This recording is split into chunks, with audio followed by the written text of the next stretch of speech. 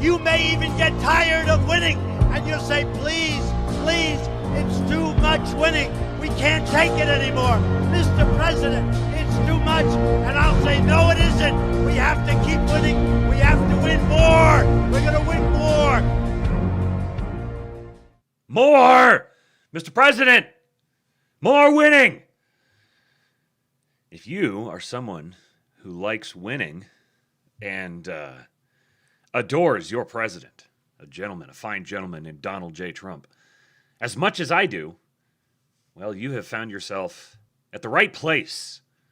The PANICANS will never tell you the stuff that we're going to talk about today.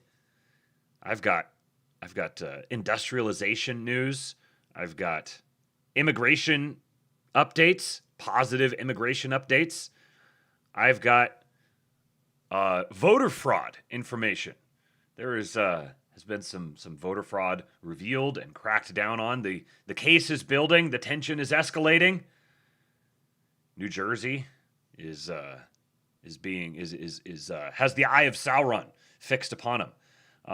I got a really interesting breakdown here from Real Political Data on the current state of financing for the GOP versus the Democrats, and there are some startling results that he turned up through his. Here's a state-by-state breakdown of the money available per party, per category, per state, and very, very interesting. Some very interesting information here as we build up to the midterms, and then I've got a bunch of stuff here from Trump's big announcement he gave, his speech that he gave on election security a couple of weeks ago. I bookmarked a bunch of stuff at the time, and then other stories came up, and this one kind of got away from me a little bit. But I've had the tabs opened up in a separate window here, so we're going to talk about this FBI official who explicitly stated that she was running a shadow government across the FBI. To do what, you might ask? Well, to keep Donald Trump from, who was president at the time, to keep him from being aware of what was happening within his own government. So we got some stuff on that, and then there's another interesting character here who is also key in that effort. The compromise of China, at least you'd say these are entities that are operating out of China. Whether or not they're Chinese is another question, but it's kind of like we have entities that operate outside of the United States. Are they American entities? These categorizations, I suppose, are fluid. Like the CIA may have once been an American entity, and then clearly, I would say right now, is overwhelmingly not. And yet, I got to get YouTube connected here. But that doesn't mean that the CIA will always be not American. See, we've also got a bunch of stuff here from D&I Bill Pulte, and I don't know if we'll actually get to the Bill Pulte stuff today, if we'll have to hold off on it until tomorrow. I'll be going until my sister needs me to pick her up. But we got a couple hours here. So we'll see how far we get through all of this. So the NSA director under Trump 1.0, at the time of the 2020 election, is another character we're going to take a little look at here. General Paul Nakasone, with some interesting congressional connections, and then his post-NSA director career path is also of great interest, particularly given the connection to China. So, Jeff Garrick!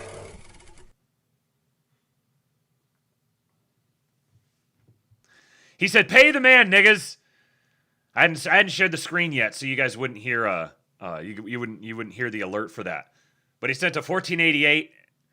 Said, "Pay the man, niggas." That's right, pay the man. Speaking of paying the man, here I'll stop the chatter here, and got to give a huge shout out to Gabe.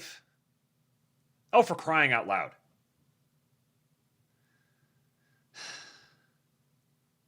The alert literally just worked. Refresh.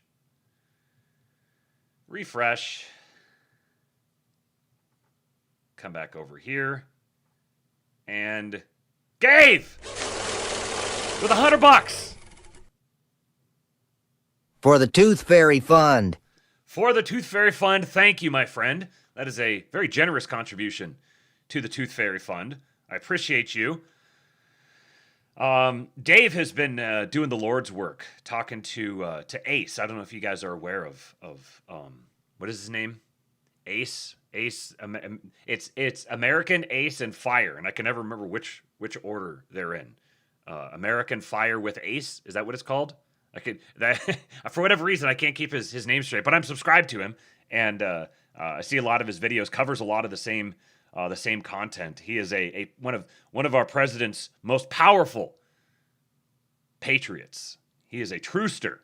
American Fire with Ace. Yeah, that's it. Yeah, the man is a truester. He's done a little work with Tom Luongo and with Crypto Rich, and Dave has been doing the Lord's work, getting the trying to connect the audiences. We've got a lot of overlap. We might have to do an Ace and Matt a crossover stream here at one point. Let's see here. Let me come over, make sure. Okay, yeah, everything looks good. All right, over there. All right, so, yeah, please do contribute to the Erickson cause. Help me pay for my family's expenses by going over to the tips link, tips.kingpill.com. Don't listen for free. No being a freeloader. Every little bit counts. Every little bit is goes toward helping pay for something. So rent is due here very soon. And Josh Ham says, ChudCon ticket bought. Come on out, friends. There's another thing you can do to support the cause. Go buy a ticket to ChudCon, chudconevent.com.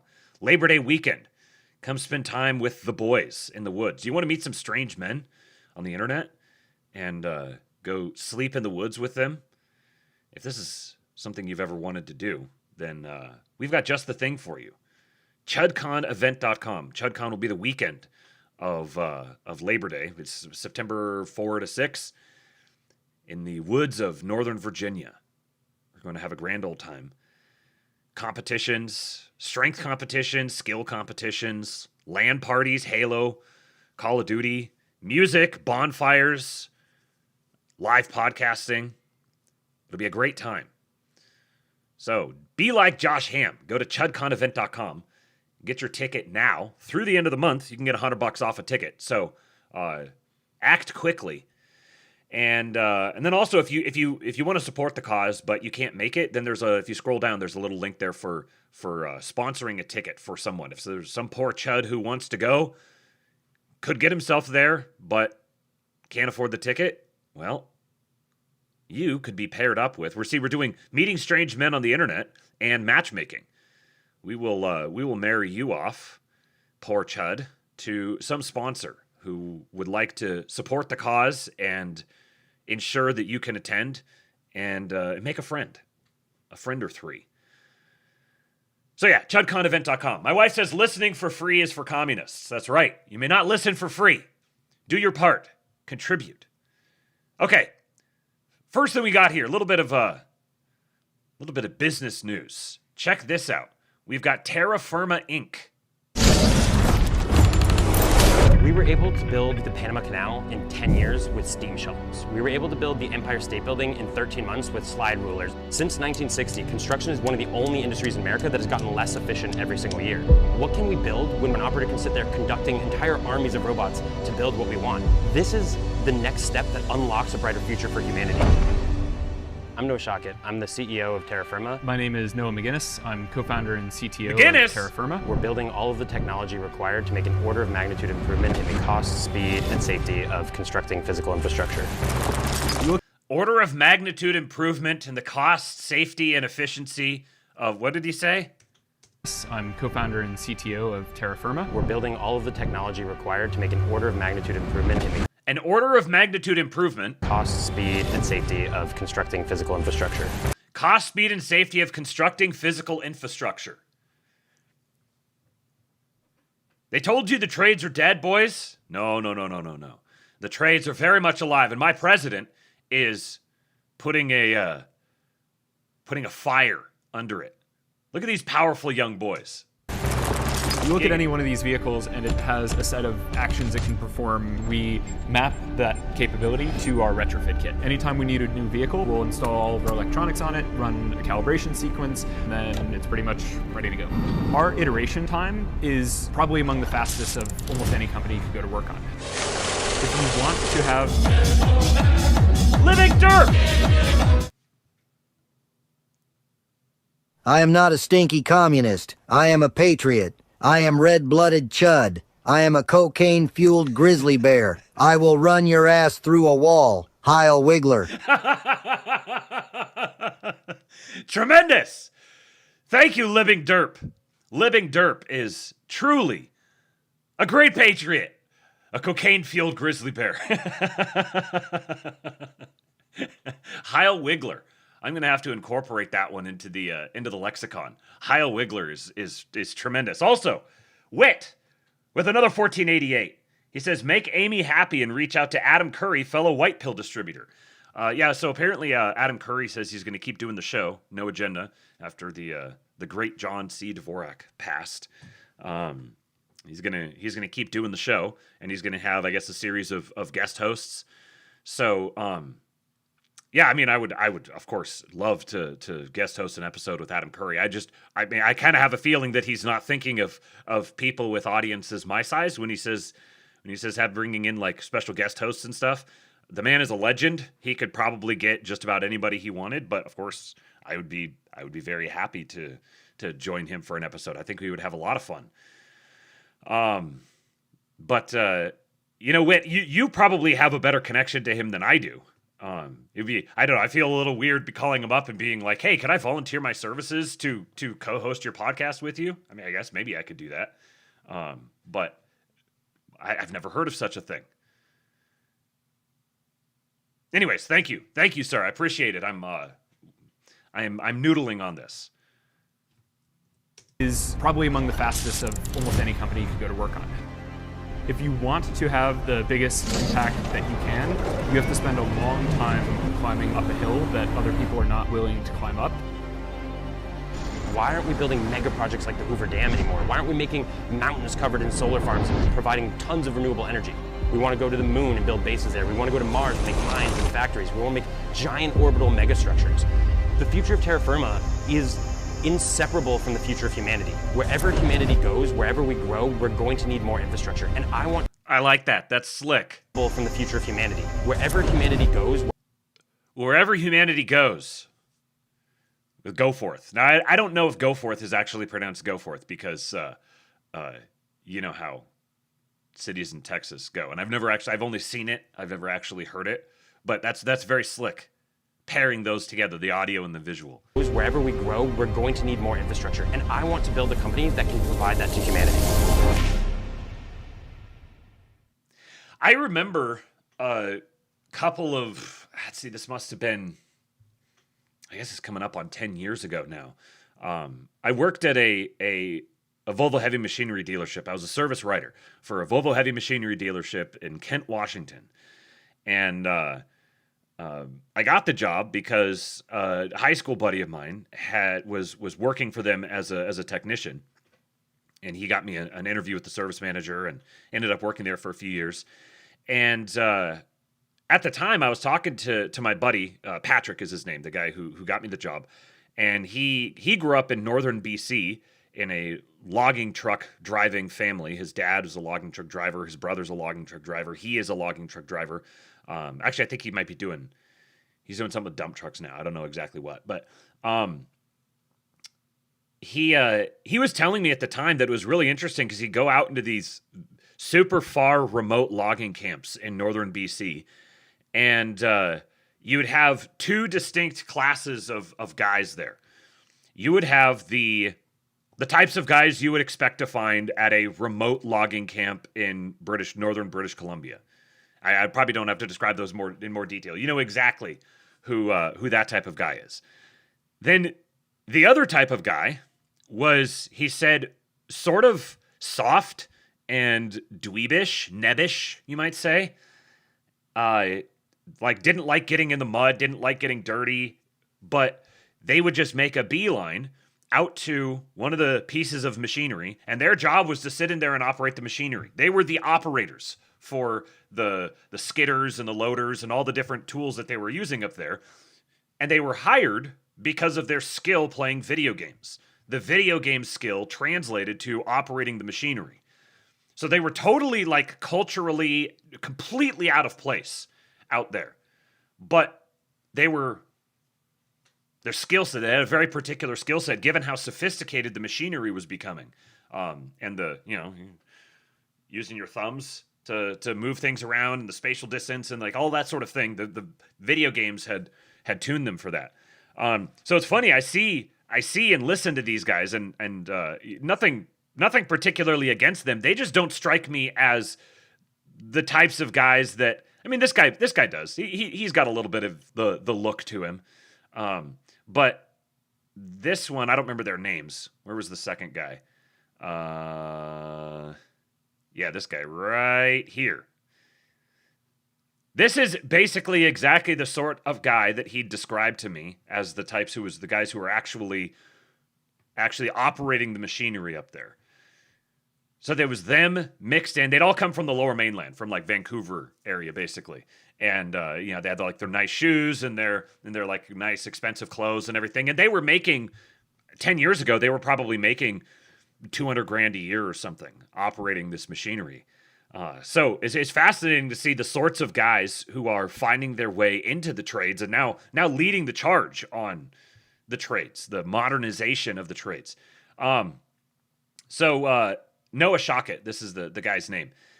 He says, today we're announcing that we've raised $115 million in funding, including a $100 million Series A led by Kleiner Perkins.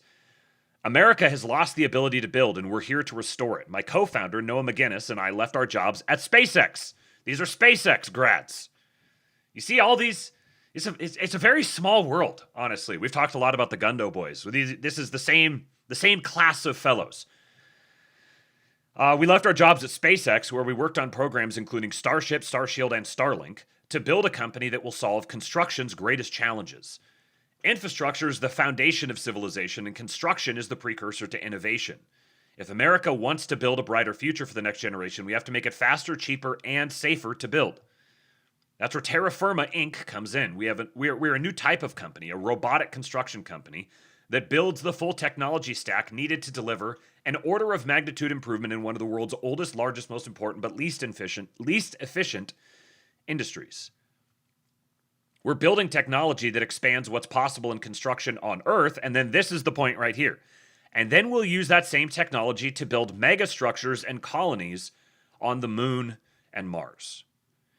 Now, you can think what you will about the feasibility of building megastructures and colonies on the moon and Mars. I have my own thoughts. Perhaps I'll get into them on the interview podcast that is yet to come. But the moon and Mars are not so much they're not so much a physical goal as they are a spiritual goal. They are a remote, dangerous, far-flung frontier that creates the motivation, that creates the incentive to break through the sort of glass ceiling of. There's probably something in here with like the longhouse and the post-war consensus and the total feminization of society and society operating as if there's this glass ceiling above it. The end of history mentality. Someone can go write that Substack post. But having a frontier to strive for, having an impossible goal to achieve becomes the pretext. It's like the thing that the thing that makes you reach beyond is the thing that allows you to backfill the actual tangible improvements that are needed. Like if you're just trying to sell the political case of we need to reindustrialize, like we need to have this industrial capacity, but you are operating within this sort of static frame where it's like zero-sum relationships between different nations, which is, I guess, kind of like a fractal expansion of the zero-sum relationship between other individuals. And when you get locked into that perspective, that static perspective of just, oh, like we need to reindustrialize, so we take industrial capacity away from someone else and accumulate it to ourselves, it's just a broken model of the world, and so it doesn't adhere. That's a difficult sales pitch to make. It's difficult to get people to care about that. But you give them a goal like, we're going to go to the moon or we're going to go to Mars. And then suddenly all of this stuff becomes, it takes on a whole new character. You have the, like, there's so much territory on the earth that could potentially be conquered, colonized, developed. Just as we once conquered and colonized and developed the New World, there's a lot of the New World left to really develop. And even like I think of places like Northern Canada or Siberia, or Siberia is obviously not New World, but I'm thinking of places like this in the world that. Thank you, Emperor Atreides. This gets you into the this gets you into the Antarctica discussion, which is a whole nother thing. But excuse me. Suddenly, having that stretch goal is what enables the closer goal, which is the thing we really need. So people will look at something like the moon or Mars, and they'll be like, "Oh, we have so many problems here. We got to solve these problems here to, in our own like domestic policy or whatever before we can start thinking about those sorts of things." And no, like those are the sorts of things that actually create the incentive to solve the nearer problems. He says, we've made tremendous progress over the past year, growing the company more than 10x in the last 12 months. We're performing projects across the world. By the end of October 2026, we're on track to operate 3 of the top 3 largest robotic construction fleets in the world, each on a different continent, bringing unprecedented speed, scale, and efficiency to some of the world's most complex critical infrastructure projects. This funding will allow us to step on the gas and scale our manufacturing, software operations, and construction deployments, including work on massive commercial and government contracts. We're building the future of construction right here in Austin, Texas, and scaling it globally. If you want to be part of the team changing the world now and on Mars, join us. They're hiring, boys. Our Series A was led by Kleiner Perkins with participation from Bain Capital Ventures, Gladebrook Capital Partners, Banner VC, Saga Ventures, Trust Ventures, Definition, Peak Six, Magnetar Capital, and Ravelin Capital. Huge thanks to all of our angel investors, friends, and family who have applied and supported us through this journey. Apply here. There's an apply here link. Look at these different positions they're hiring for. Electrical engineer, electromechanical engineer, mission control software engineer, open applications for engineering, radar systems engineering, signal processing, robotics engineer. Bunch of different robotic software engineer, supply chain engineer. Then they have operations. They've got accounting, they've got brand and marketing, business development, construction project, earthwork estimator, field engineer, government contracts administrator, head of finance, head of talent, heavy equipment operator. The jobs are out there. The jobs are coming. Which one did you want me to click on? Field engineer? Where was that? Field engineer, heavy and civil. At SpaceX, we're part of the teams that built the largest rocket in human history, yada yada, Starbase, first principles, job overview. You'll own on-site technical oversight, ensuring seamless coordination of operations, adherence to project specifications, and integration of advanced technologies like automation tools, teleoperations, and teleoperations. So, what is this? Remote controlling robots from a distance. Now, and I'm not just saying like you're in the office and they're out in the field. I'm saying like remote control operation of construction equipment on another continent or on another planet.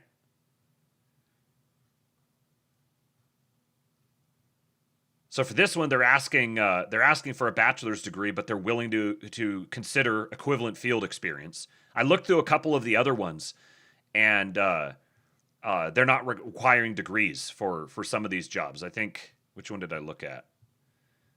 I don't remember which one. There's quite a few. You can go look through them yourself. But there was a couple that I clicked through real quick and saw that they weren't requiring a degree for them. They mostly just wanted competence and experience. Ryan Isaac says, drinking game in which obscure words are used by Matt. Watch his show become unwatchable or have a revenue spike as he introduces such bizarre words to get people more drunk and more generous. Which obscure word did I use? I don't know. We were talking the other day in the King Pill Discord about, I was having this conversation with Amy too, about how close we are to a world that's just so incredibly different. I can't remember if I said it here on the show, but when we get to the point where robots are like cars, we're at that sort of place. Like it's difficult for people to imagine what it would be like to have robots become just a normal part of life. Now, what's funny is that they already have to a pretty large degree, but having humanoid robots specifically. But think about what your life would be like if you could pay even pay $500 a month to do all the like the household chores, take out the trash, clean the house, landscaping, not even getting into like doing minor repairs. Like that wouldn't be too far off, little plumbing repairs or like what I'm expecting is going to happen is that when people buy new homes, the builders are going to have their own robots that come with the homes. The robot butler is going to come with the home. And I'm saying that this is something probably like more than 5 years, but less than 20 years away. Think about the time that you would free up with something like that. And then here's a little thought experiment. Imagine you're out going throughout the day, whatever you're doing your thing, and you decide, man, I think I want to make a dish for dinner tonight. I want to make some food dish for dinner tonight. And here's another thing. Wearable robots. You're going to have like a wearable slave that you take around with you all over the place. But so you have your like, we'll just say your phone is like a stand-in, and you just open it up, and it's going to get to the point where actually pulling your phone out and having to like open an app and type through things and stuff is going to become tedious. And you would just say, "Hey, I want to make this dish tonight," and your little support your little chat slave, your little support coordinator, like manager agent, will contact your refrigerator. Your refrigerator will have a breakdown of all the ingredients that are in there. It will say, oh, you're going to need this, this, and this. It will contact the grocery store and send an order over. It'll pay for it. It maybe gives you a prompt, and you say, yep, looks good, send. You pay for it.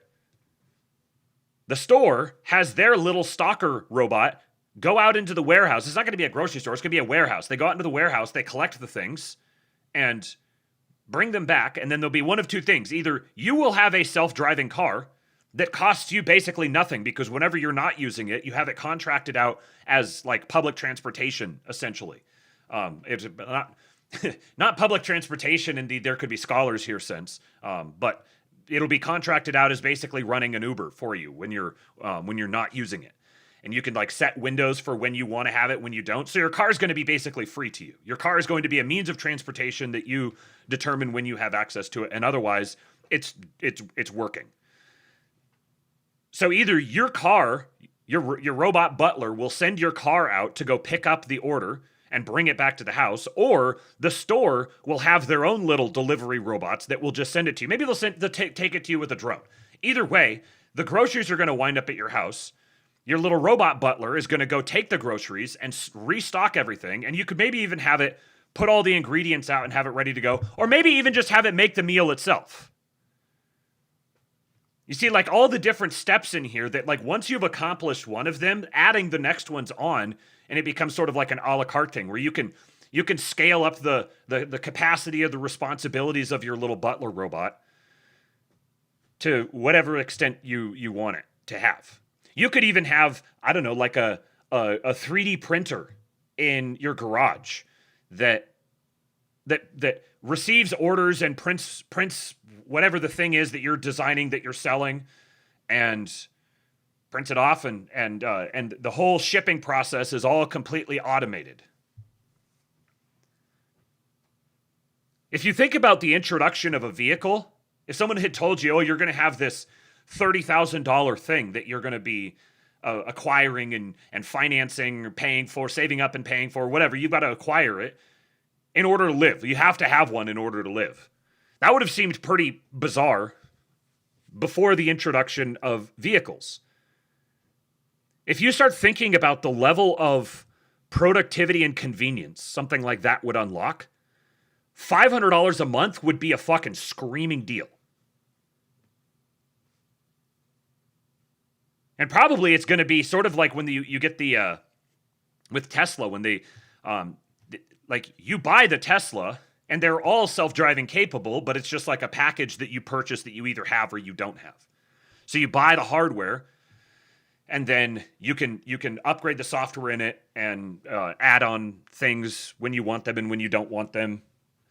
You know, so there's like the security component of it as well, that, you know, you just have an always on robot that's just like protecting your house at night. It's your security system.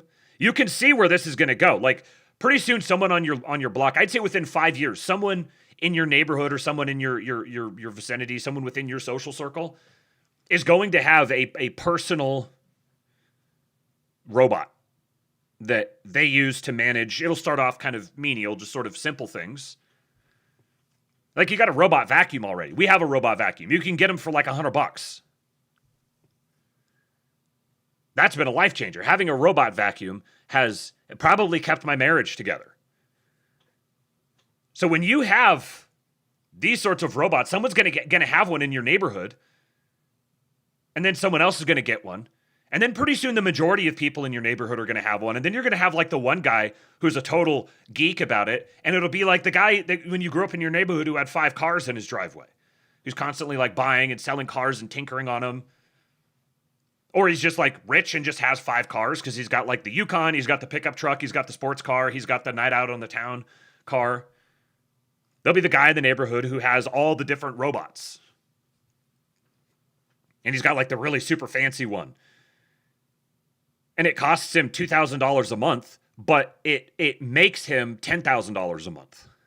So it's a total no-brainer. This is, again, this is not something this is not something that like, oh, maybe your grandkids are going to experience this. No, you're going to experience this in your life. Our children are going to grow up natively in this world. The smartphone was invented 18 years ago.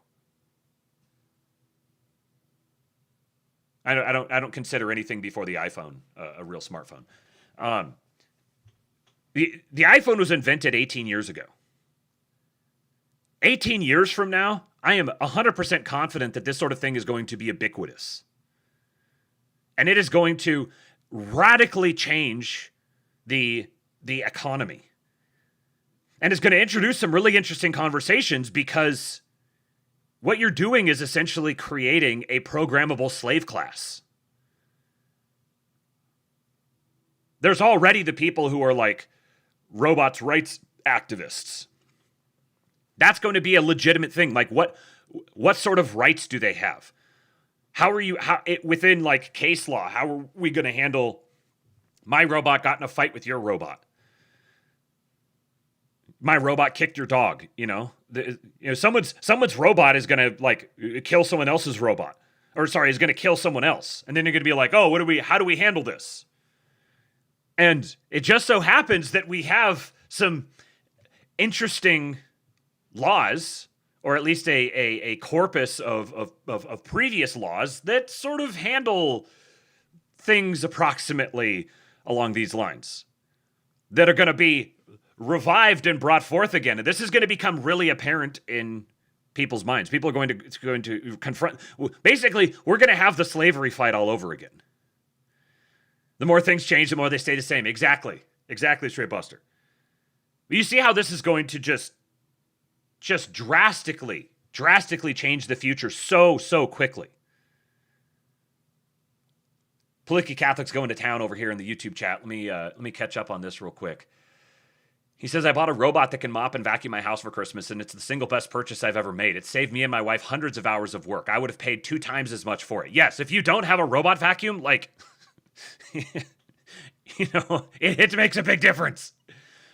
He says, I can't wait to start a small business of robots that mow other people's lawns so I can outcompete all the Mexicans and make them self-deport. See? This man's thinking like a patriot.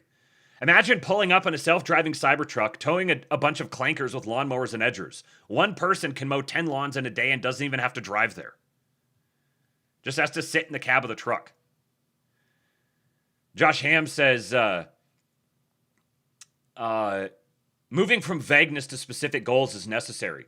We got to win, too broad. We need a moon settlement. Come build with us. Much better. Yes, very true. He says, I pay so much a month at the family, but my house isn't kept as clean as I'd prefer. I'd love to give my wife extra help, especially if it meant my castle was better tended. Perfect framing. You're buying your wife a servant. How much would you be willing to pay to buy your wife a servant? You can use them as tutors. It's also interesting to think about like the form factors, because like I think once upon a time it was normal for a certain class of people to go walk around town with their servants, like maybe a gaggle of servants or slaves, or just one personal slave who walks around them. You weren't like super rich because you might have had like a personal slave who you inherited from your dad or something. You know, the old slave man who's there to protect the young son and like give him advice. This sort of form factor has existed. We've had social structures built around this sort of thing existing in the past. Except this one has pluses and minuses to it. There's things that there's dangers with having like variables with an actual person. You know, there's legal exposure and such. And then just the fact that, what if he's sick? What if he breaks his leg? What if he gets grumpy and tries to run away? There's lots of different things that you don't have to worry about with this guy. This guy's always raring to go. Let's go. So then what form factor does it take? You could have you'll have like your butler bot that manages your home affairs, that has maybe a little different. It has your cleaning bot and your whatever other bot.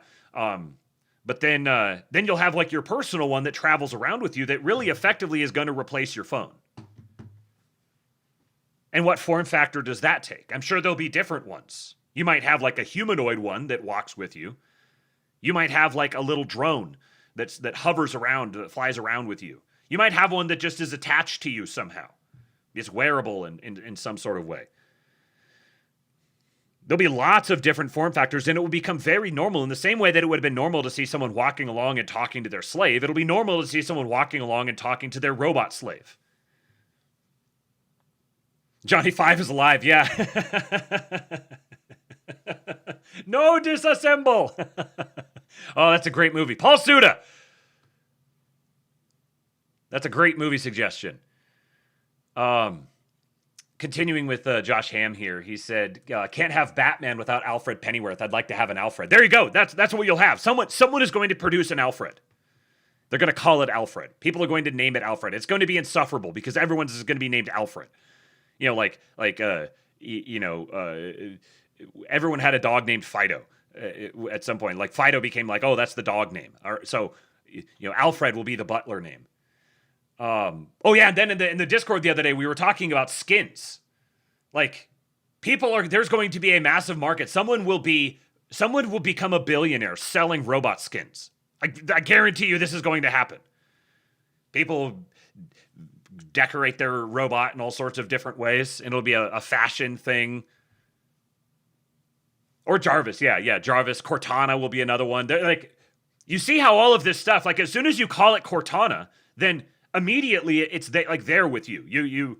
It clicks for you what the relationship is. Or if you call it Jarvis, maybe there'll be glasses. You'll have pit vipers that have little display screens, and this sort of thing already exists to a certain degree. And you've got the Meta glasses and stuff. So maybe that's different. People will have different form factors for how they interact with their robot, and you might have You might have a number of different ones. You might have the physical one that's like a humanoid one. But then you might go out and you just take your glasses and you communicate with him or your watch or whatever, and it's still the same. It's still the same guy.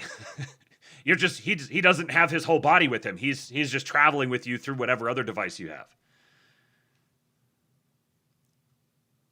Can you get black skins for your robots? See, there's probably going to be like a legitimate like political matter. People are going to have a cow about it. You know how much fun this is going to be?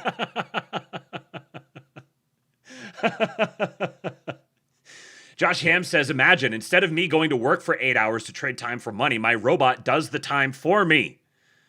In Young Washington, there's a scene where they're talking to the slave guys that are with him, and they're like, why are you here? And they're like, I'm here because I'm fighting on behalf of my owner. Like the aristocrat, whatever landowner or whatever, he has a slave, and we're putting together an army, and he's like, well, I'm not going to go fight. Slave, you go fight in my stead. I'm not going to go to work. Slave, you go work for me. And like, there will be people who take this opportunity to turn into just complete and total pieces of shit. Just lay around, lazy, get fat, like the Wally, the fat Wally people. But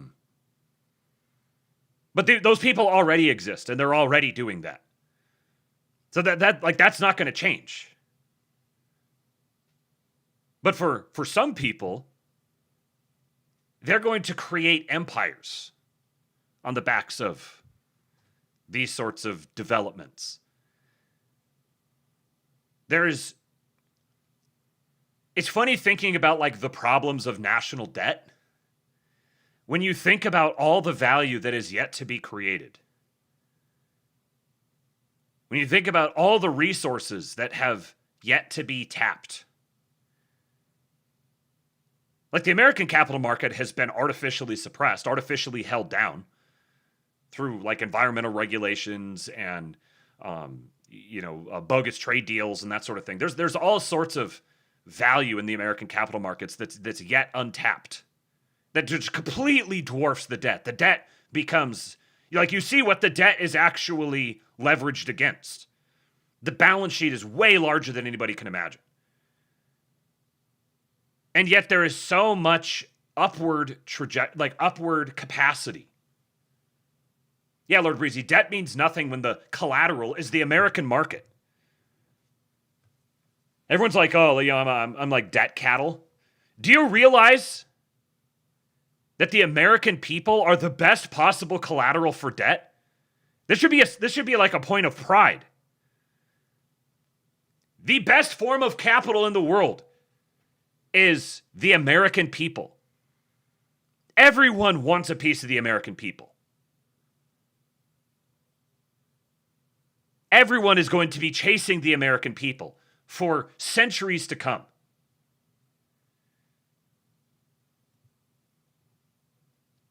Here's another one. Look at this. Port Alpha in Brownsville. The shipyard of the future. We're building shipyards, boys. From Saronic, today we're proud to announce the future home of Port Alpha in Brownsville, Texas.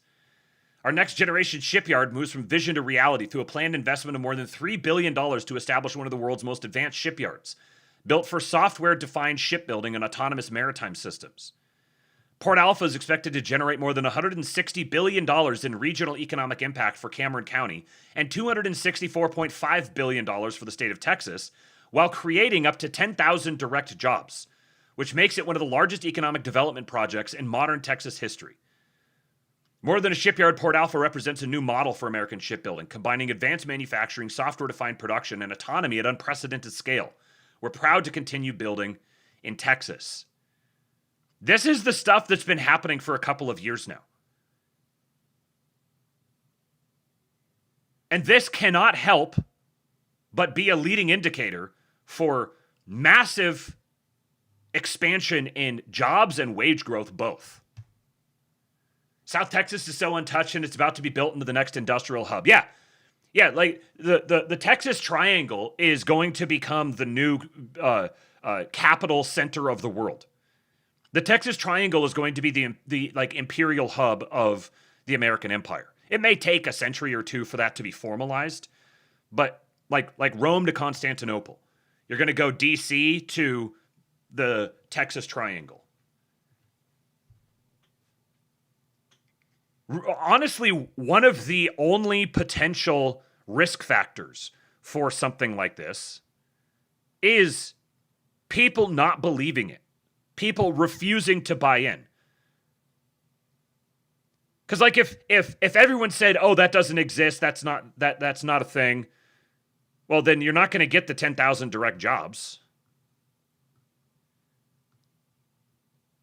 So the people who deny this sort of thing is happening are actually engaged in one of the few behaviors that could legitimately threaten the success of these sorts of industrial developments. Now here's this guy here, Seth Cohen, an industrialist. And you see Cohen. Oh, Seth Cohen, huh? Former Department of Energy. The Nuclear Research Council, I believe is what NRC is for, NASA and DOGE. He's responding to this from Avi Asher Shapiro. Seth Cohen, the DOGE official who was a driving force behind much of the Trump admin's nuclear energy policy, resigned.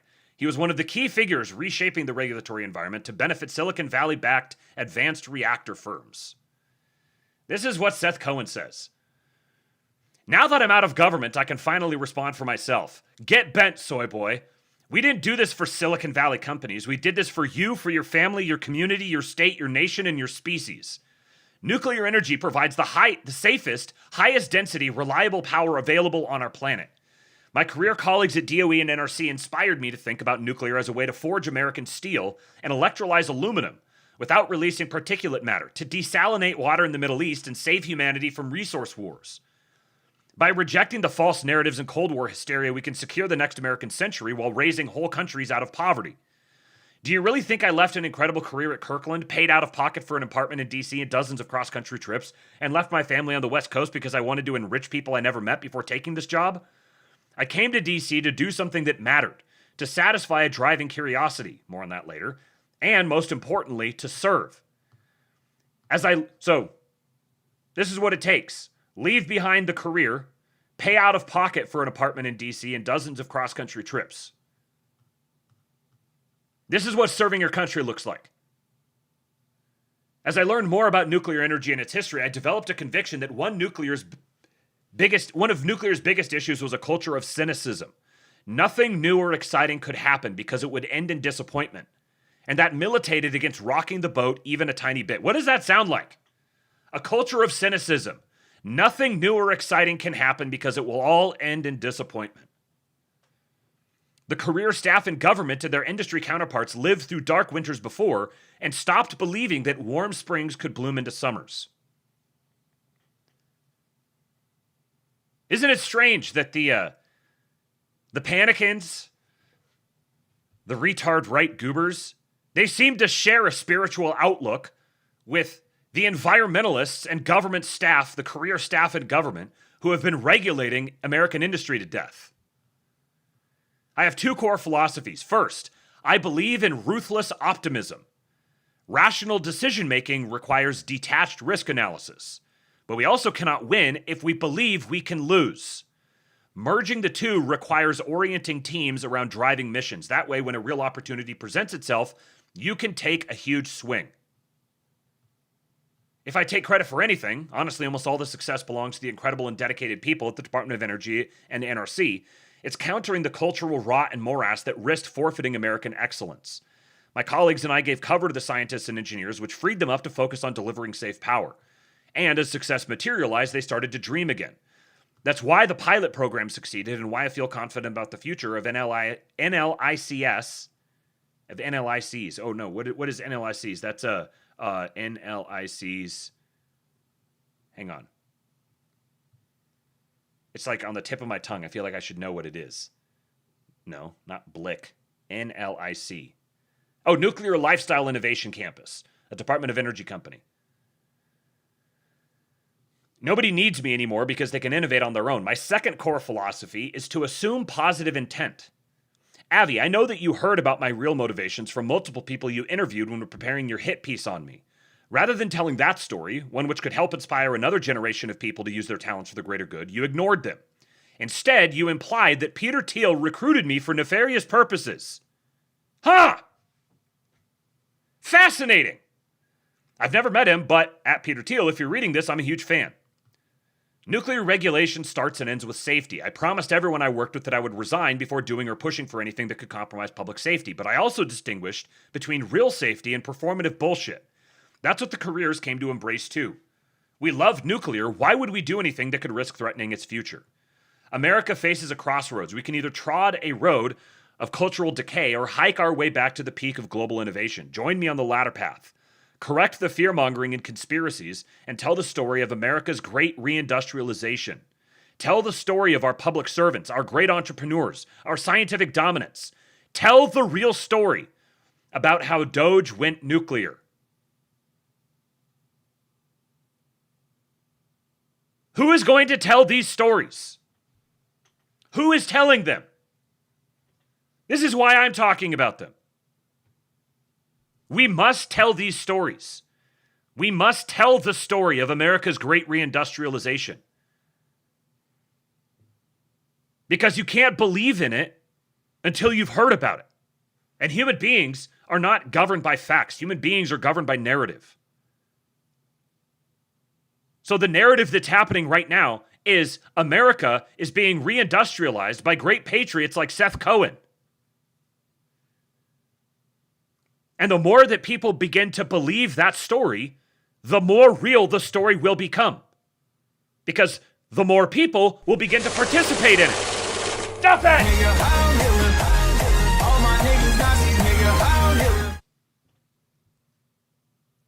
Autistic racism in your Gmail inbox? It's my magnum opus. Oh, baby, yes! Yes. Hold on, let me see if I can, give me a sec here. Give you guys a little tease right now, and then we could do more with it later. But look what my man made. His magnum opus. Look at this. Duffhead's comprehensive ethno-guesser study guide. Have you been practicing your racism? Have you been studying, Anon? Well, we have got ourselves a study guide for you. Look at this. Every single one. There's 106 pages here. Needs just a few more. 100 pages of every last breed. So if you want to become an expert racist, Duffhead has an ethno-guesser study guide that you can study. You can become a master. You can get a bullseye on every single one. The Dalophalids, the Tavistids, the Hallstatts, every single one of the breeds. Duffhead is a great patriot. He zeroed in on the target for bullseyes. Yes! You need to be introducing new wrinkles into your brain. You need to be studying. You need to be learning about your fellow humans. Thank you, Duffhead. But maybe we'll, I'll talk to you later. Amy says Duffhead isn't a communist. So true. Who's got more stories than us? No one. No one. No one has more stories than us. We must tell these stories. One great story is the Trump accounts. I haven't talked about these yet, but now let us do that. The Trump account app walkthrough, best government app and website ever, says Andrew Bentley, a Bitcoin fellow. And he's got a video here walking through let me show you, get this squarely on here. Walking through the details of these new Trump accounts. Have you acquired your Trump account, Anon? All right, so a quick 2-minute video on the Trump account. Here you go on the home screen. You've got 3 options now, age 18, age 60, so you can see forecasting out how your investment grows. Really helpful, and you can actually adjust how much your contribution is going to be, and that's going to tell you how it grows. You can also change the expected return rate. So S&P 500 return rate, you can alter it here and basically measure out how that affects the change. Now, you can also do the contribution rate, and it shows how if you contribute in little chunks that are spread out throughout the month, it varies the return. Now here's the S&P 500 breakdown. I think this is super helpful for people who are new to investing.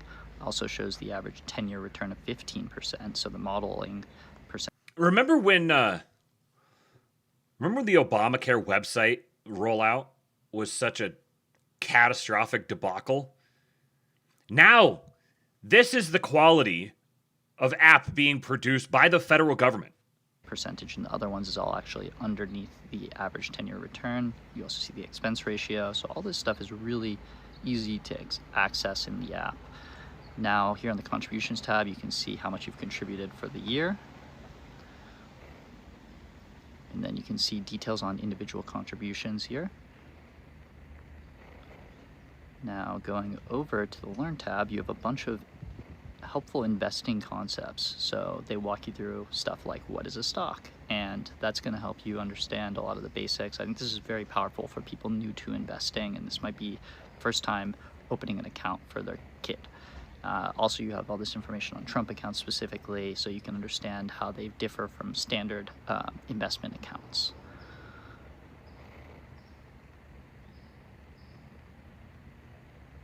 This is like the definition of building trees under which your children will shade themselves.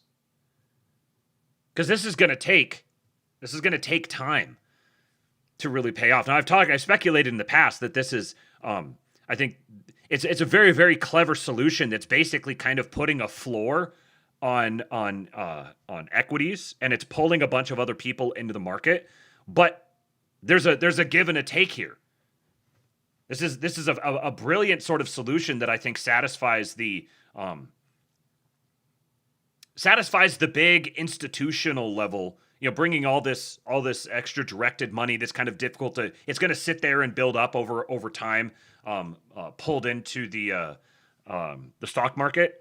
So you could see it on one hand as being kind of like a handout to the all the major public corporations, but it's equally beneficial to the people as well. This is a great solution that's sort of like JD Vance talks about pulling the top and the bottom and integrating them together with a solution that helps both. There's going to be tons of people, obviously, who never do anything with it, and they're not even capable of learning how investing works, and probably, frankly, shouldn't.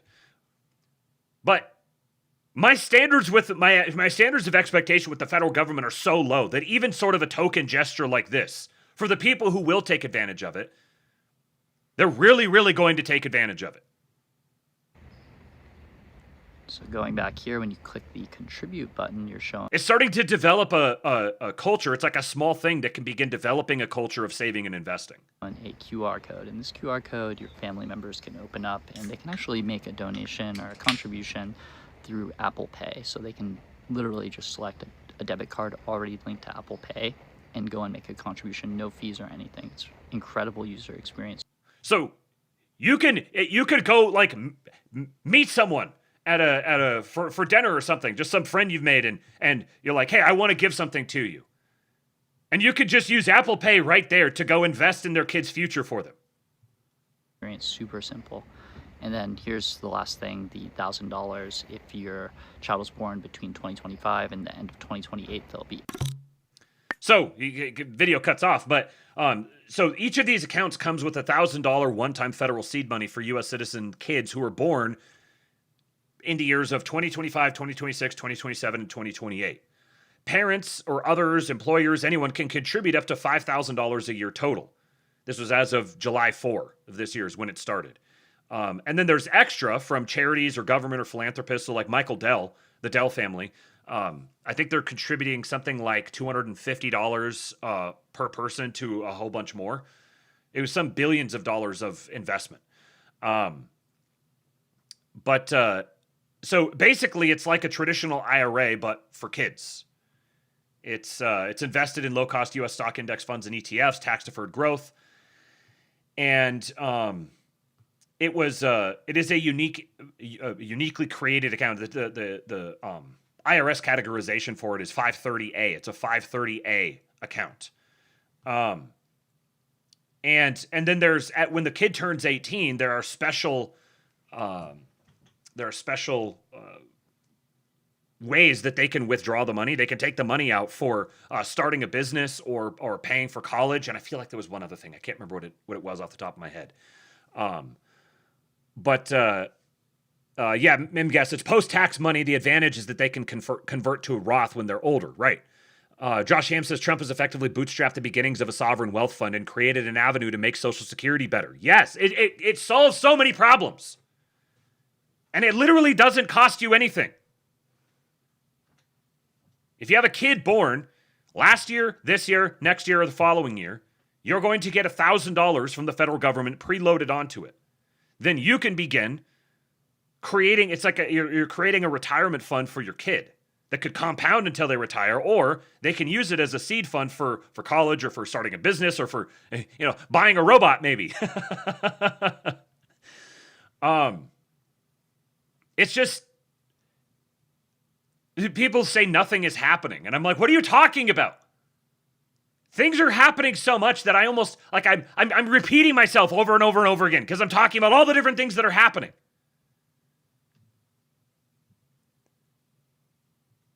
The app is 3 parts: account balance, contribute, and learn.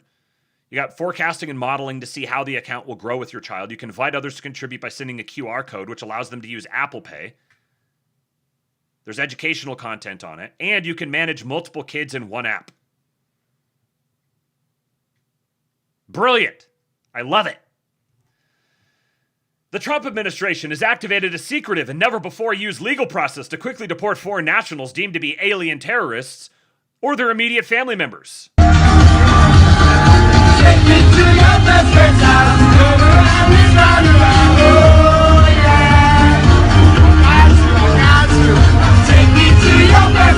What are we talking about? Well, we've got the great Andrew Branca here to explain. Let me speed this up just a scotch.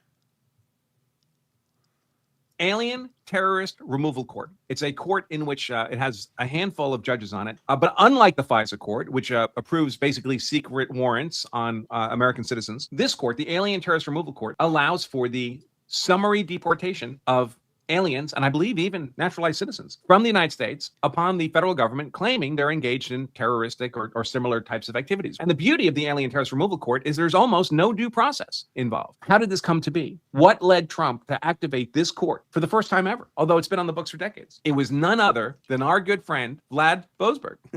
Because during the Alien Enemies Act hearings, when Boasberg was obstructing Trump's use of the Alien Enemies Act against Tren de Aragua, when Boasberg was ordering Trump to turn planes around and return terrorists to the United States, when Boasberg was trying to hold Trump in contempt for not doing that. At one point, there was an exchange in oral discussion in court where Boasberg said, well, listen, it's not like you really need this alien enemies.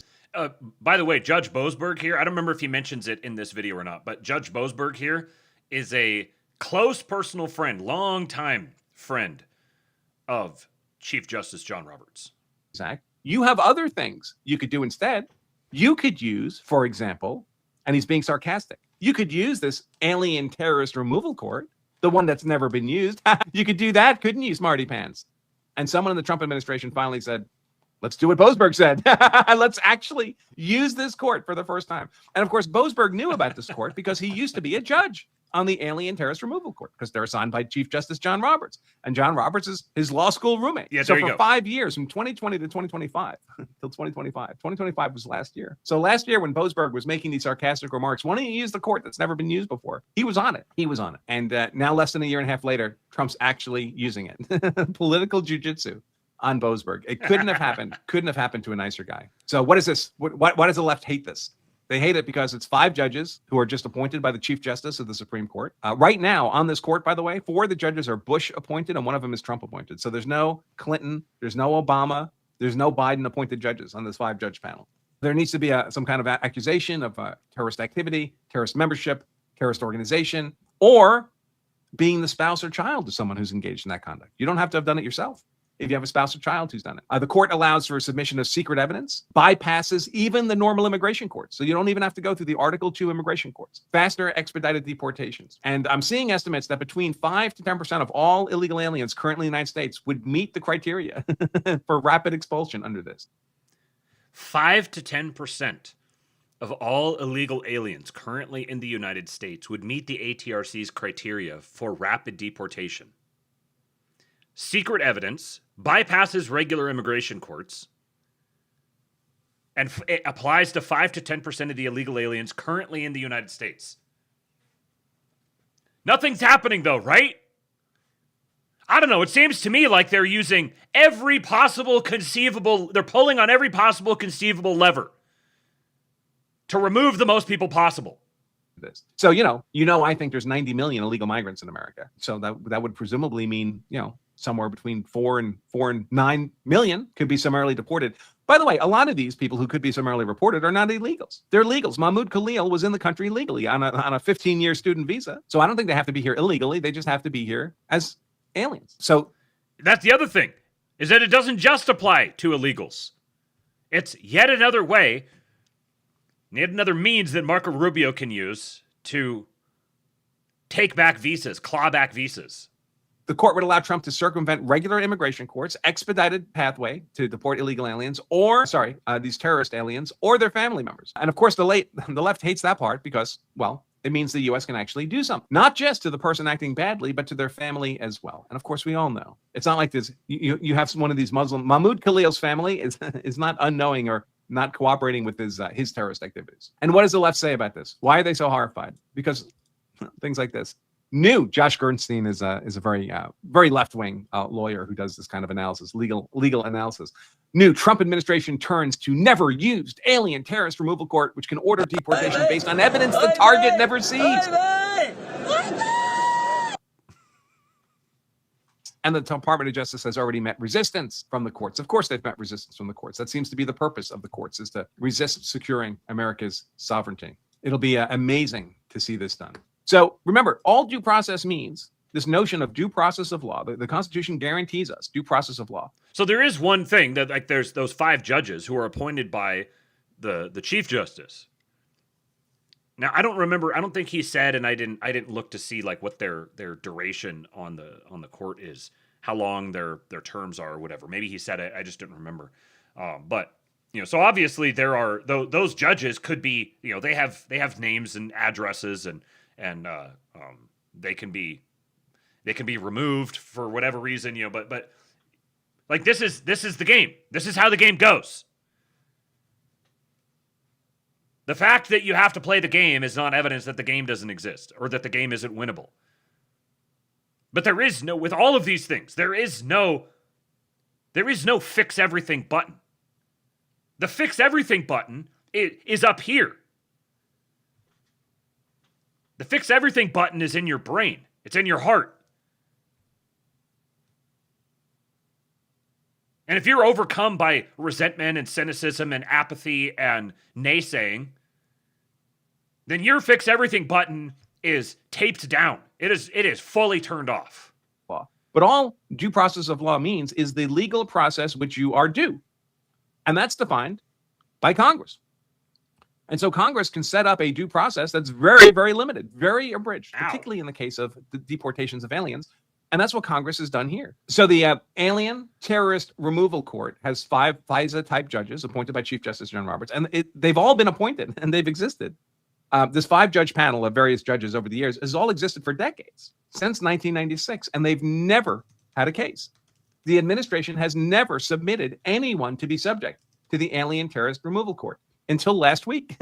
Last week they submitted someone, and the court, I guess, was shocked. Like, did they even know they were on it, these judges? Rehnquist was the Chief Justice under George W. Bush. They were shocked, and basically their response here, notice they don't name the alien. They love to keep the alien secret. They were shocked because they've never had to do this before, and so their response to the administration request to summarily deport this guy their response was, well, we need more information. Give us more information. Now, key facets of this alien terrorist removal court is how limited the due process is. So basically, all the Trump administration, any Article 2 executive branch administration has to do is say, this person is an alien for whom we have evidence they've engaged in terroristic type activity or other prohibited conduct, and we want them deported. And the only thing the court's allowed to do, this alien terrorist removal court, is make sure the person about to be deported is the person being described. It's not a case of mistaken identity. They're not allowed to dig into the credibility of the accusations of terrorism or whether those accusations carry enough weight to warrant deportation. All they're allowed to do is say, is this you? And if it's you, that's it. You're gone. That's all the due process. And again, it's very akin to what the Alien Enemies Act is supposed to allow for. Isn't that incredible? They set up this court with this 5-judge panel where you can have secret evidence, and the only due process is just the court just says, yes, you have identified the correct person. Thus, deported. Even in the Alien Enemies Act, it says you can demand to be brought before a federal court, and the court makes sure that they've got the right guy, that you fall within the bucket of alien enemies. But if you do, that's it. There's no more judgment call. But yes, and that's a good point, Jeffrey. He says the best part is that the administration defines who are terrorists. Correct. They're the ones who get to interpret who is designated as an alien enemy. The federal courts. So it's a very, very rapid summary way of getting rid of these alien terrorists. Now, again, we don't know much about this first case. The statute that creates this court, the congressional statute, authorizes the Attorney General of the United States to draft an application for removal of a suspected alien terrorist, to submit that application to the removal court under seal. So the evidence is not public. This is not a public trial. This is all done under seal. And then a single judge from that court can grant the application upon a finding that the alien in question has been identified correctly. That's it. That's all the due process. They've been properly identified. And the administration has made a claim that they're a risk to national security. Let's see. So this reminds me kind of like the denaturalization process, in that it's never going to be a vector for like massive numbers, but every little vector counts, just like the tips goal. Every little amount that comes in through tips.kingpill.com makes a difference in keeping my family housed and clothed and fed. Every last person removed from the country makes a difference. Doesn't matter how many different venues you have to use to do this. Every last one counts. But if you want to maximize the numbers, the best possible way is to ensure continuity of government. It is to ensure that our guys continue to stay in power and accumulate numbers in power. Ensure that Democrats never get elected. Ensure that the subversive Republican who's going to roll this sort of thing back never gets elected. See. Now, once the court says, all right, you've got the right guy, they do have to have a public hearing. And the alien does have a right to counsel, so he can have a lawyer there. And the government, in theory, bears the burden of proving that the terrorist stuff is true, but it's all done under seal. The proof is under seal. Because, of course, some of it may be, like, say you say someone's an Iranian terrorist. How do you know? Well, we have someone on the inside of the Iran. Jeffrey says, line upon line, precept upon precept, bricks in the wall. You eat an elephant one bite at a time. Who said that? Who said that? I seem to remember a certain fellow saying that recently. The Iranian regime who gave us their name. You can't expose that publicly. So it's very interesting. It's a kind of due process that would never be permitted against U.S. citizens, but of course is permitted against aliens. So what kind of conduct are we talking about? Terroristic activities, defined by the statute, would include any alien who's engaged in a terrorist activity, any alien who is a consular officer. Let's see, make sure I do this right. or let's see, any alien they're not a consular officer, but there's someone who a consular officer, the Attorney General, or the Secretary of Homeland Security has reasonable grounds to believe is engaged or likely to engage. So it's future crime, likely to engage in terrorist activity. So a consular officer, the Attorney General, or the Secretary of Homeland Security can have reasonable grounds to believe that this person is likely to engage after entry in any terrorist activity. Has, under circumstances indicating an intention to cause death or serious bodily harm, incited terrorist activity, is a representative of a terrorist organization or a political, social, or other group that endorses or espouses terrorist activity. This would include guys like Mahmoud Khalil, by the way, down in Columbia University, who I think is still in the country. But Mahmoud Khalil, of course, was the spokesperson for that group on Columbia University that was demanding the destruction of Western civilization, which, of course, would include the U.S. So all that kind of stuff. And this court's never been activated before. And of course, the liberals are describing it as kind of a secretive, like a. Yes, it is secretive. That's what we like about it. So let me just run through these kind of quickly. So terrorist activities in general, an alien who has engaged in a terrorist activity, or a consular officer, the Attorney General, or the Secretary of Homeland Security knows or has reasonable grounds to believe is engaged in or is likely to engage after entry in any terrorist activity as defined in this clause. The alien has, under circumstances indicating an intention to cause death or serious bodily harm, incited terrorist activity, is a representative, as defined in this other clause, of a terrorist organization, as defined in this other clause, or a political, social, or other group that endorses or espouses terrorist activity. And I don't know if this is his little arrow is covering up what would be right here. But is a member of a terrorist organization, as described in subclause 1 or clause of other statute, is a member of a terrorist organization described in that statute, unless the alien can demonstrate by clear and convincing evidence that the alien did not know and should not reasonably have known that the organization was a terrorist organization, endorses or espouses terrorist activity or persuades others to endorse or espouse terrorist activity or support a terrorist organization, has received military-type training, as defined in this section, from or on behalf of any organization that, at the time the training was received, was a terrorist organization, or is the spouse or child of an alien who is inadmissible under this subparagraph. So it's not just the alien himself or herself, but also his or her spouse or children, if the activity causing the alien to be found inadmissible occurred within the last 5 years. This is very, very expansive. But also, in order for it to have teeth, these clauses refer to designated terrorist organizations. So the first thing you have to do is you have to get those things designated as terrorist organizations so that you actually have you can fill in the blank to give this thing teeth. What organizations have been designated terrorist organizations recently? We're describing it as kind of a secretive, like a black star chamber. Never before used legal process. That's supposed to make it illegitimate, I guess. I mean, the statute is legitimate. Never been found illegitimate. Never before used legal process to quickly deport foreign nationals deemed to be alien terrorists. Oh, one of the best parts is the deportation order also applies to their family members. So the family that deports together stays together. I love his little cackle. Now, other news on the deportations front.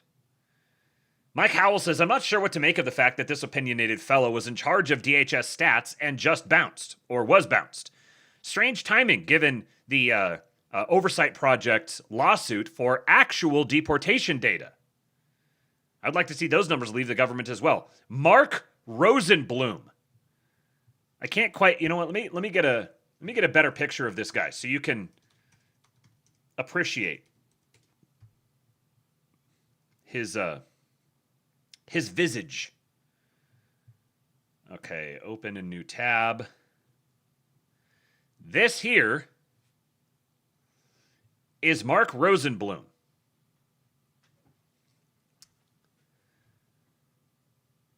Wow.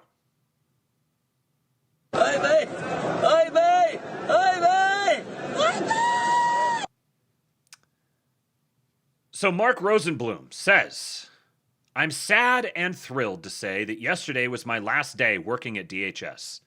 I'm incredibly proud of the work my team and I did to build the Office of Homeland Security Statistics. When I started at OIS in 2016, we were a scrappy team of 11 that struggled to produce annual reports. Over the next 10 and a half years, we grew to a pre-Trump 2.0 staff of 45 people. Interesting differentiation there. The pre-Trump 2.0 staff. Why would you need to make a distinction? We expanded the scope of our reporting from only immigration to all DHS statistical data. We matured official data processing to update monthly. We launched new lines of daily and weekly internal reports. We massively expanded our analytic capacity. We established a DHS-wide statistical official council and validated hundreds of enterprise statistical standards. We overhauled our website and we modernized our IT system and migrated our data to the cloud. It's been an honor to serve the public by improving DHS data quality and supporting evidence-based policymaking. I'm sad to suspend my career in public service and leave my amazing team. My OHSS coworkers are outstanding career federal civil servants. They're smart, mission-focused experts who produce high-quality results in a challenging and often hostile work environment. I've partnered with hundreds of other fabulous feds over the last decade. I worked side by side with strong, mission-driven contract teams, but it will come as no surprise that I'm thrilled to end my relationship with the current administration. Between the war on immigrants, the war on feds, and the war on facts, not to mention the crazy war in Iran and the brazen corruption, I just need a change.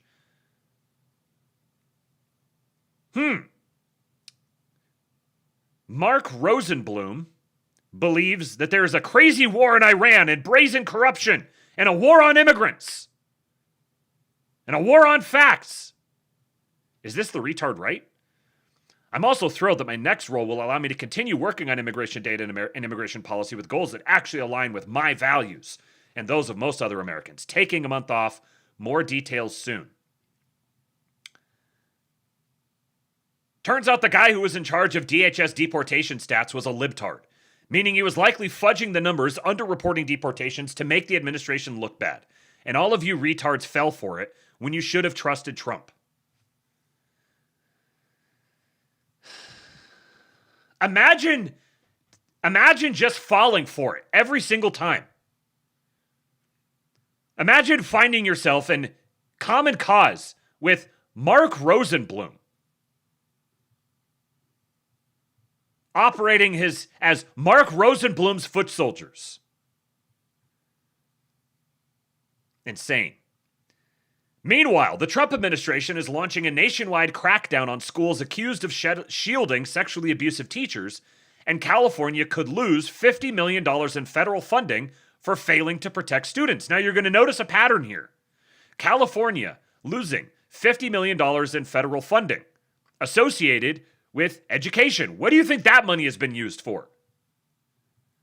Secretary Kennedy announces the Trump administration is pausing more than $1 billion in Medicaid payments to California and Minnesota due to suspected fraud and noncompliance. $1 billion for just California and Minnesota.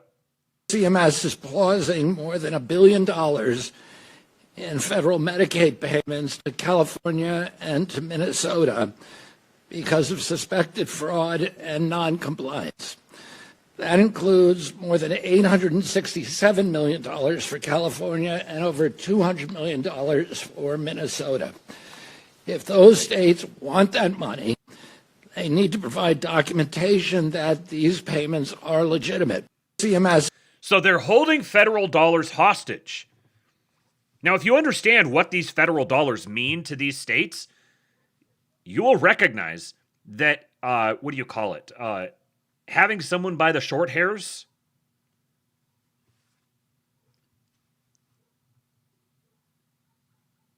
Treasury Secretary Scott Bessent has just found $100 million in fraudulent payments that would have otherwise gone to deceased people. It's his common sense agenda. It's common sense, and President Trump issued an executive order for us to be able to go to the do not pay to have it interact with the Treasury payment systems, and as a result, so far we've saved about $100 million payments that didn't go to deceased people and that would have gone out. We think that there's up to 350 million that we can stop before the end of this year. And 350 million just before the end of this year. payments going to deceased payees. Where do you think that money's going? Where do you think that money is winding up? And that goes along with the vice president's task force on eliminating waste, fraud, and abuse in the government. The GAO estimates that it might be, this number might be up to $500 billion, which is about 1.66% of GDP. So, that could go over 1.5% of GDP in just this particular type of fraud. a long way towards paying down the debt, providing more services. And this is just the start, Maria. That is incredible. I mean, for all of the fighting that we see back and forth between the Republicans and the Democrats about governing and about allocating capital and spending money on projects, to think that there's all these millions of dollars or tens of millions of dollars that have actually been, on the cutting room floor because of fraud and waste that people just weren't paying attention to. I mean, is that all it is, that people didn't look at? So let me decide to pull this forward here. Make sure I keep my tabs in the right order so I don't miss anything. Yeah, this one. Okay, so like there's a theme here that these blue states are deep havens of fraud and also like financial fraud and voter fraud. And the administration is attacking these from so many different angles. I remember when a year ago, when I said the midterms are going to be, the Republicans aren't just going to hold ground in the midterms. They're actually going to gain ground. And I continue to stick to that prediction. Part of the reason why was because I was looking at all the different vectors that they're attacking. There's the voter side of things. There's the immigrant side of things. And then there's the financial side of things, and the financial side of things itself has a bunch of different components to it as well. Deporting people, cracking down on these fraud schemes, and using federal dollars as leverage, federal dollars for education and healthcare and transportation. There's also the transportation dollars that are being withheld because these states won't comply with getting illegal immigrants and people who don't speak English off the roads, taking their CDLs away from them. This is turning into an extraordinary amount of money that is being withheld from non-compliant states. Now we know that all of that money winds up trickling down and being dispersed into all sorts of different fraud schemes. This is the stuff they've used to keep the system going. Now I'm sure there's orders of magnitude more money that already is in all sorts of other different, NGOs and all this sort of thing, which they're also attacking. And then there's offshore dollars. There's so more dollars than you could possibly imagine. So I'm not trying to say that the Democrat Party, or more broadly speaking, the representatives of the old regime, I'm not saying that they're like almost bankrupt. But what's happening is that they are having to adapt on the fly with a terrible pool of candidates while they're being attacked from every different angle. And the administration prioritizing this and making a big deal out of it and talking about how we're going to prosecute any instances of voter fraud we uncover is going to have a chilling effect on the stormtroopers on the ground. Many of whom are literally just like, I just get paid to go collect ballots or whatever, but I don't want to touch that now. Oh, I can't get paid. It's taken too long to get the money to me, because even all that those extra dollars that might be in other forms elsewhere have to be moved around and reallocated and redirected and ultimately turned into like cash on the street that can be handed to people, which means all of it is traceable. Now, Real Political Data says, I decided to look at only the major Senate races, Alaska, Nebraska, Texas, Iowa, Michigan, Ohio, Georgia, North Carolina, New Hampshire, and Maine, and see how each campaign has spent as of now, and thus how it shapes up, only counting the nominee or current frontrunner. So I'm not going to go through every single one of these because it'll get a little redundant, but you can see as I kind of scroll past the numbers here, the red representing the Republican and then the blue representing the Democrat. And he says, so the total comes out to 55.1 million for Republicans, 197.4 million for Democrats, plus an additional 142.3 million for Democrats. This is money spent already. Now, Democrats at an individual level for the Senate do have a clear spending advantage when you add it all up. But there's some issues for Democrats at play here. For one, Georgia and Texas are absolutely inflating the Democrat number here, as Democrats each cycle have one or two candidates that get a comical amount of money that drains them everywhere else. The second part of this is that this is only the Senate. And while it wouldn't fully make up the gap, you include the House spending in important House races, and the gap would narrow a bit, since surprisingly, Republicans are actually spending a good amount of money on the House already. But this is only half of the story for the money. Well, more like a third. This is the money each candidate spent as of now. If you look at the cash on hand for each candidate, things change a bit. So now here's the same list, but this is for cash on hand. Again, so it comes out to $57.9 million for Republicans, $121.5 million for Democrats, plus an additional $63.6 million. Again, Democrats have a lead, but not only is it stemming from yet again two extremely inflated amounts, they've burned through a larger share of their money than Republicans did. Republicans have actually saved a majority of their money. So, you could look at this and you could say, oh, well, Democrats have spent so much more than Republicans, it's all over. But this is because Republicans have held off on their spending. Why? Well, when all is added up, it roughly ends up like this: $113 million. This is spent and on hand for Republicans. This is for Senate races. And then $318.9 million and plus another $205.9 million for Democrats. It looks gloomy even with the caveats we mentioned, but there's one aspect of all of this that people are conveniently leaving out: outside spending. Here's the three main GOP and Democrat groups and how they stack up against each other with how much cash on hand they have. So, the NRCC, the National Republican, what's the name for it? The coalition, basically the Republican Party and the Democrat Party.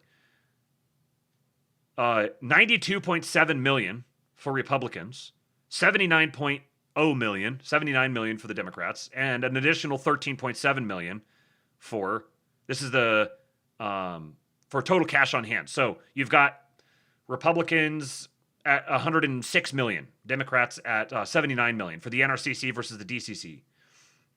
Then the NRSC versus the DSCC, $55.9 million plus $14.9 million for Republicans to only $41 million for Democrats. The RNC versus the DNC, this is the one that gets cited a lot. Republicans are sitting on $128.5 million plus another $132.3 million versus Democrats, who are in the hole $3.8 million. So total is $277.1 plus $160.9 for the so about $435 million or so for Republicans and $116.2 million for Democrats.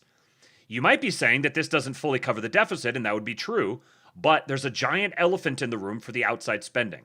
And that's, of course, MAGA Inc. MAGA Inc. is Trump's group, and they have an insane $400 million on hand and ready to unload. Doing the math, and with MAGA Inc., the advantage suddenly flips, and it looks more like a disaster for Democrats. So the total is $790.1 million plus $355 million for Republicans. So $1.1 billion, almost $1.2 billion for Republicans to $435 million for Democrats. And congressional races very often come down to who spends the most.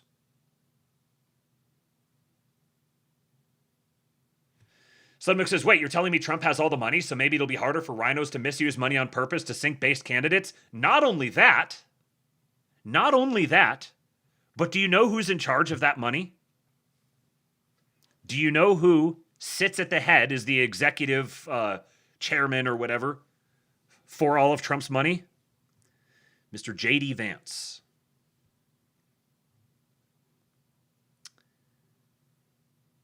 So check this out. Governor Mickey Sherrill, the recently elected governor of New Jersey, says, last week I learned that a serious software error in New Jersey's motor vehicle system led to the registration of roughly 6,600 people who indicated that they were not U.S. citizens between June of 2023 and June of 2024, almost 3 years prior to my taking office. Don't worry, I'm not at fault here. Don't come after me. These individuals answered no when asked on a keypad whether they were a U.S. citizen when applying for driver's licenses and identification cards, but through no fault of their own, the system registered them anyway. This happened under the previous administration, and upon learning this information, I immediately ordered my chief counsel to launch an investigation to get to the bottom of what occurred. I also ordered the removal of any residents from our voter rolls who were erroneously added between June 2023 and June 2024. Democrats are proactively going out of their way to say, hey, we're removing people from the voter rolls. The new MVC administrator that I appointed has begun the process of replacing the vendor responsible for administering the system. Our preliminary analysis shows fewer than 400 individuals who were newly registered for the first time because of the error voted. They were registered as Democrats, Republicans, and unaffiliated voters and were scattered across the state. See how the Overton window has moved. Now it's, well, yeah, it happened, but it wasn't our fault. It was the software system that did it, and don't worry, there was only a few of them who voted. I want to underscore how seriously I take this matter. Shut up, bitch.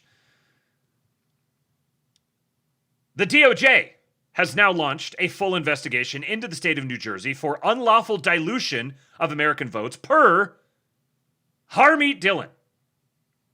DOJ is moving to force New Jersey to hand over a copy of their entire voter roll after admitting to enrolling fraudulent voters.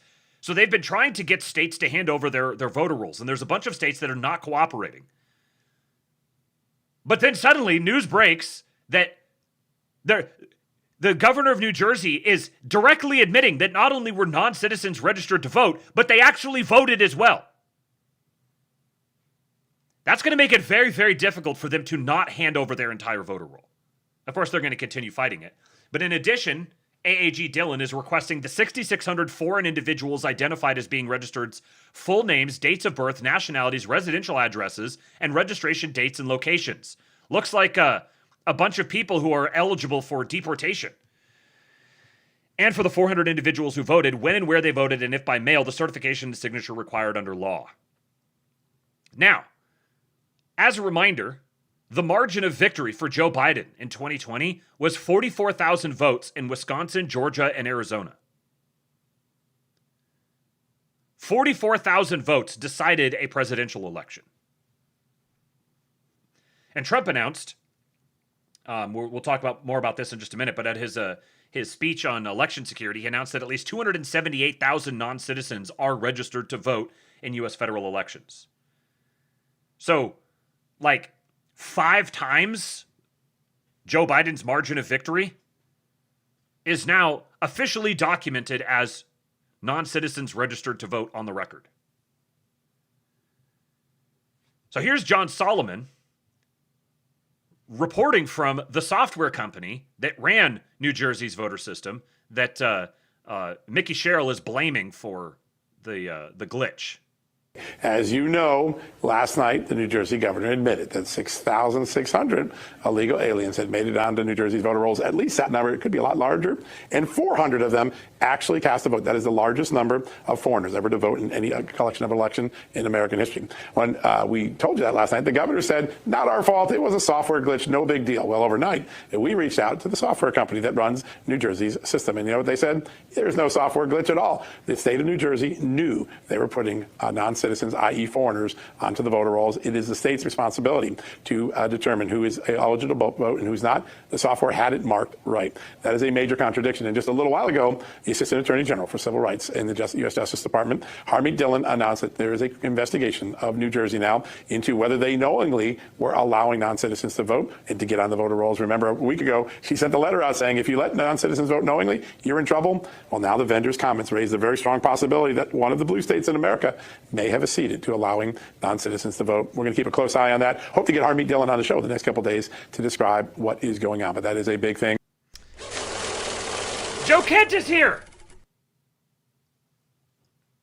Matt, I've got sources confirming that this so-called loose tooth in Eastwood's mouth is no accident.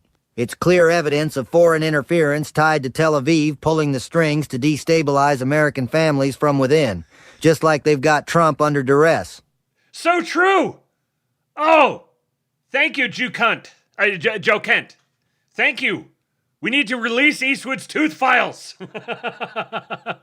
Oh, yeah, here. How about one of these? He could only have gotten that idea from Benjamin Netanyahu.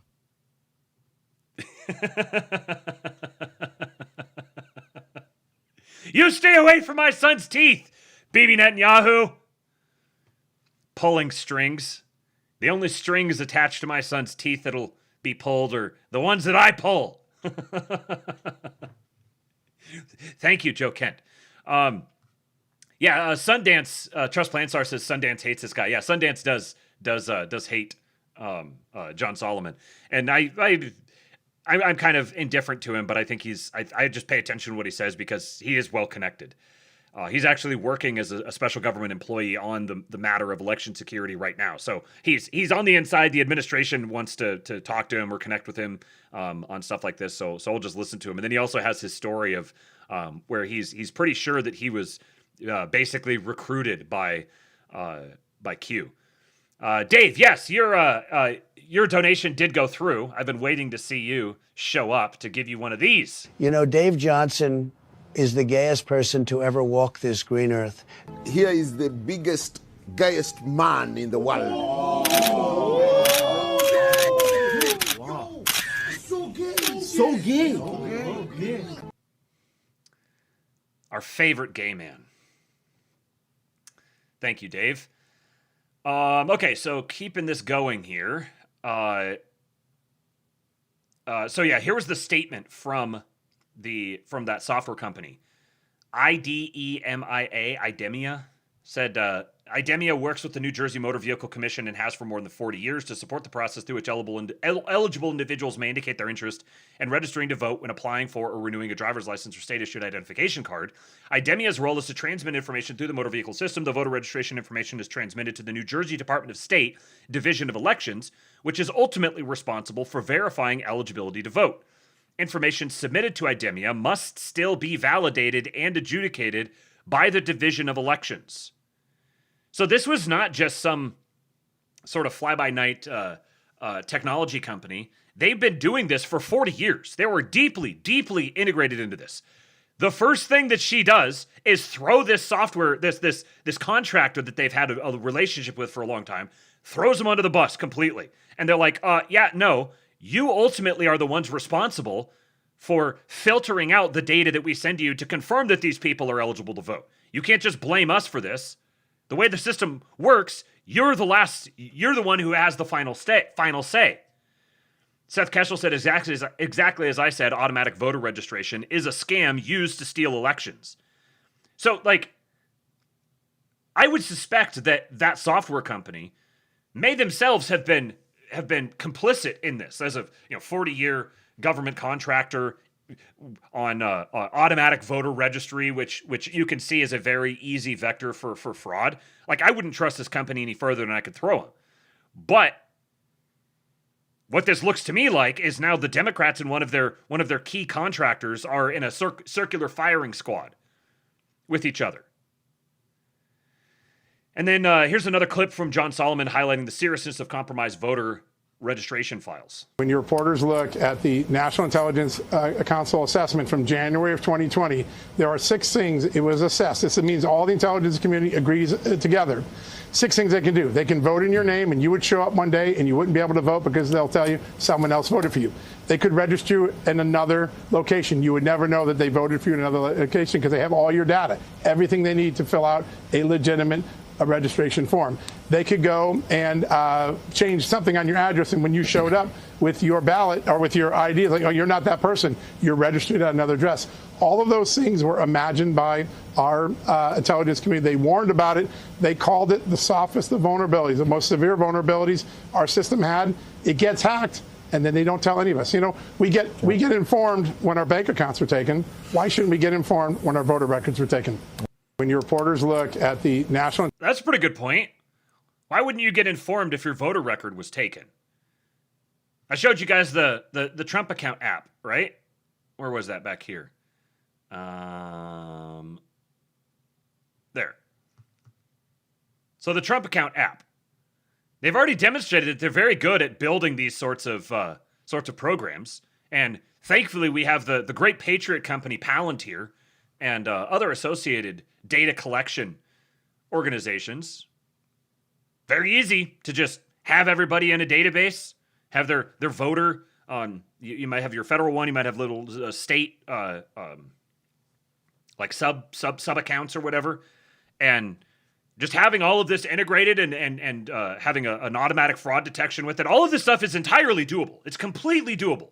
It's purely a matter of political will, essentially.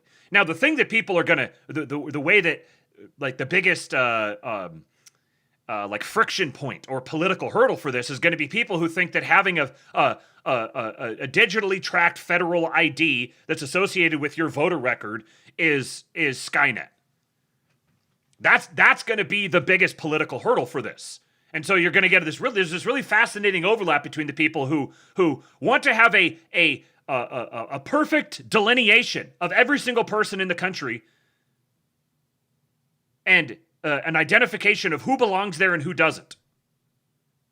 You want all the illegals gone. What you're saying is, I want to have a perfect record of who is actually physically in the country and a determination made about whether they belong here or whether they don't. But also, I don't want some sort of federal ID that's tracking me or whatever. You got to make up your mind. You can have one or the other. You don't have privacy. There's no such thing as privacy. If you wanted to fight the battle of privacy, you should have done it back when driver's licenses were introduced. You already have you have a social security card, you have a driver's license, you have all sorts of a passport. You already have all these identifying markers. Oh, they could like keep me from opening a bank account or something, and they can't already?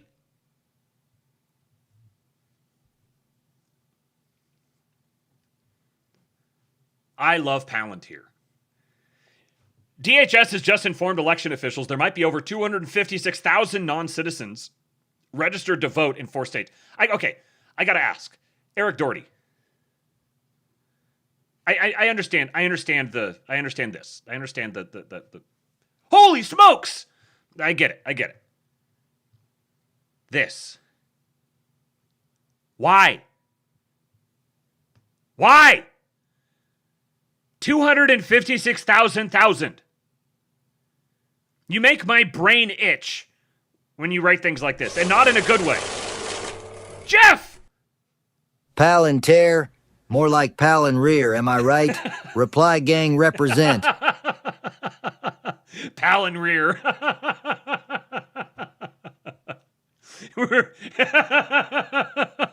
Peter Thiel is going to put his pal in your rear. Thank you, Jeff, for the 1776. So anyway, I don't know why this is the thing. I've racked my brain trying to come up with what would be the reason for doing 256,000 and also saying 1,000. Is it a visual thing? Is it an algorithm thing? I don't get it. But anyway, so non-citizens registered in the potential. Number one, of course, California. 191,000 people. Pennsylvania, almost 15,000 people. New Jersey, over 35,000 people. Nevada, 16,000 people. This is a bombshell! It's a preliminary review sent out by DHS Secretary Mullen, and the agency is now demanding state cooperation before taking further action. More leverage. Really big news. It's really, really big news. So true. And our country has to shape up. But that's what we're going to be talking about Thursday is it doesn't get bigger because without free and fair elections, you don't have a country. We'll be just so true. So true. Now, 256,000 people in just 4 states. What was that statistic I showed back here? Where was it? Right here. The margin of victory for Joe Biden in 2020 was 44,000 votes across 3 states. So, 256,000 across 4 states is more than enough to swing just about any election. So, Colonel Watkins here says, having listened to Trump's speech, this was the night that Trump gave that speech about 2 weeks ago. She says, having listened to Trump's speech, none of the people who have been on the journey of uncovering the CIA and their nefarious activities were surprised by anything he said. I'd like to point out a few very important things. Good night, Jeff. The documents Trump declassified will expedite everything happening in the grand juries in Fort Pierce because the fact that they were classified draws out the timeline exponentially, and that isn't a small thing. Number 2, he mentioned that the intel agencies, journalists, large U.S. corporations, unions, etc., were all involved with the U.S. government in China as early as 2018 and interfering in elections, creating negative stories and undermining Trump. That is treason. Number 3, he specifically called out Obama's involvement in all of it. More on Obama in just a moment. Number 4, he confirmed that everyone that was involved in challenging the 2020 election showed up in D.C. on 1/6 were all right. They were all correct. Number 5, he noted that the FBI, DHS, CIA, and other government agencies worked to coup the country. Number 6, they systematically, overtly, and consistently worked to hide critical intelligence from the president, and that is treason. Number 7, he noted that the FBI put critical intel and proof of election interference in burn bags to destroy the evidence. Number 8, he noted that the CIA sat on information confirming the election systems were compromised and overtly hid it. Now, you could see in the buildup to this, there was all the leaks and all the rumors and stuff that he was going to be, he was going to be perp walking the Democratic senators from Warnock and Ossoff from Georgia. That he was going to come out and declare that he actually won the election and martial law and suspend habeas corpus and all of that. Like, that's what they were setting up for. But no, he didn't do that. Because if he would have done that, it would have been really stupid. What does Tom Luongo say? Grabbing for the boob early on prom night? It would have been very stupid to try to go, full like burn it all down in that moment, because that's what they were lining up for. That's like attacking into the teeth of the defense. All he did was provide a bunch of this on the record and declassify a bunch of stuff and kickstart the process of actually dealing with it. And so people hear this and it's a nothing burger. No, this is like the opposite of a nothing burger. This is a sign of clear, deliberate, disciplined intent. The people who thought it was a nothing burger are just like their brains have been rotted by reality TV and action movies or something. Yeah, Zoomer Dylan, you don't do habeas corpus at that time. You have to do it constitutionally, like what Burlingame said. Yeah, this is a much larger game than anybody really seems to appreciate. Number 9, he noted the ongoing cover-up of the criminal conspiracy to overthrow the government is being hidden by NBC and ABC. Number 10, by notifying the state governments that their election data is compromised, he will force them to take action, or they will be guilty of conducting known fraudulent elections. Number 11, the FBI discovered that China was manufacturing ballots for Biden, and they covered it up. Number 12, the CIA is required to inform the Congress, and they didn't, and instead signed documents stating it was the most secure election in history. And number 13, over 250,000 non-citizens are registered to vote in the U.S. She continues, while many people will say we knew all of this already, this wasn't for those who knew all of this. It was to ensure the legal system can use declassified documents to expedite what will begin to occur tomorrow. Accountability. It will provide the impetus to make drastic changes to the election process in the U.S. It now publicly forces Congress to act. My caution. This requires the same organizations, DHS, CIA, FBI, etc., that committed treason to launch investigations of their own organizations, which from my experience inside government never works.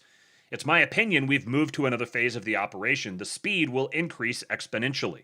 And then all that other stuff that I covered before this has all happened since then. See, this problem, you can't get out of this problem. That in order to take the big drastic steps, you would be depending upon enforcement by the very organizations that you're revealing have been compromised. If Trump was to push the arrest everyone button, suspend the Constitution and do the thing that would make bored goofballs on Twitter feel like it wasn't a nothing burger, he would actually be granting an immense opportunity for a power grab by the very people who are embedded in the system still. That'd be the quickest possible way to cut all of this off, to cut the head off of the entire like retaking of the country.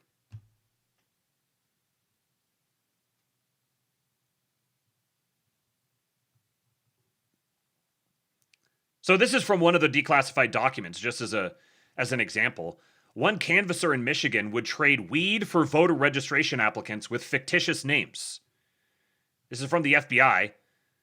Date of entry 12/18/2023.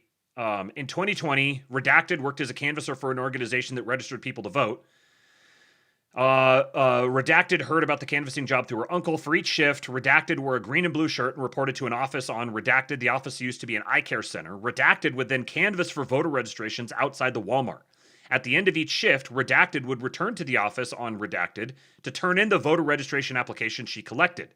Redacted was paid $400 every 2 weeks. Redacted was paid via direct deposit or prepaid debit card. There wasn't an incentive or bonus to turn in voter registration applications. Redacted was never directed to make up information on the voter registration applications. Redacted was never told she might have an opportunity to work in other offices. Redacted knew of other canvassers who would trade marijuana and or money for voter registration applications. Other canvassers were, quote, probably submitting voter registration applications with fictitious names. Redacted never submitted voter registration applications with fictitious information. Redacted met her baby's father, Redacted, while she was canvassing. Redacted likely filled out fictitious information on his voter registration application. Redacted is now in prison for an unrelated issue. Agent note, Redacted provided a screenshot from Facebook of Redacted. The screenshot has been digitally attached to this report. So $400 every 2 weeks. Someone who's like wants drug money or something, doesn't have a job, they're like living on welfare and they want some drug money. Here you go. Go out and just get people to register to vote. Oh, we didn't direct them to create fake information.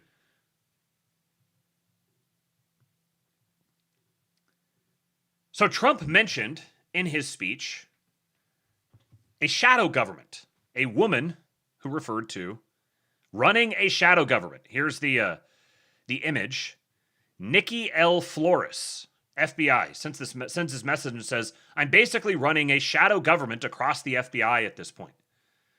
So who is the shadow government woman Trump referenced tonight? Trump pointed to a newly declassified FBI text in which Nikki Flores wrote, quote, I'm basically running a shadow government across the FBI at this point. Who is she?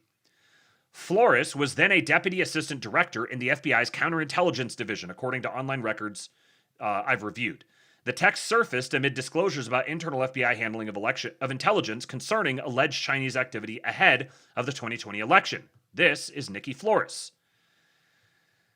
Flores was among individuals involved in the FBI's September 2020 recall of an intelligence information report based on a confidential source allegation that China was producing fake driver's licenses for fraudulent mail-in ballots. Important, the report contained an allegation. It was not a proven finding of widespread fraud.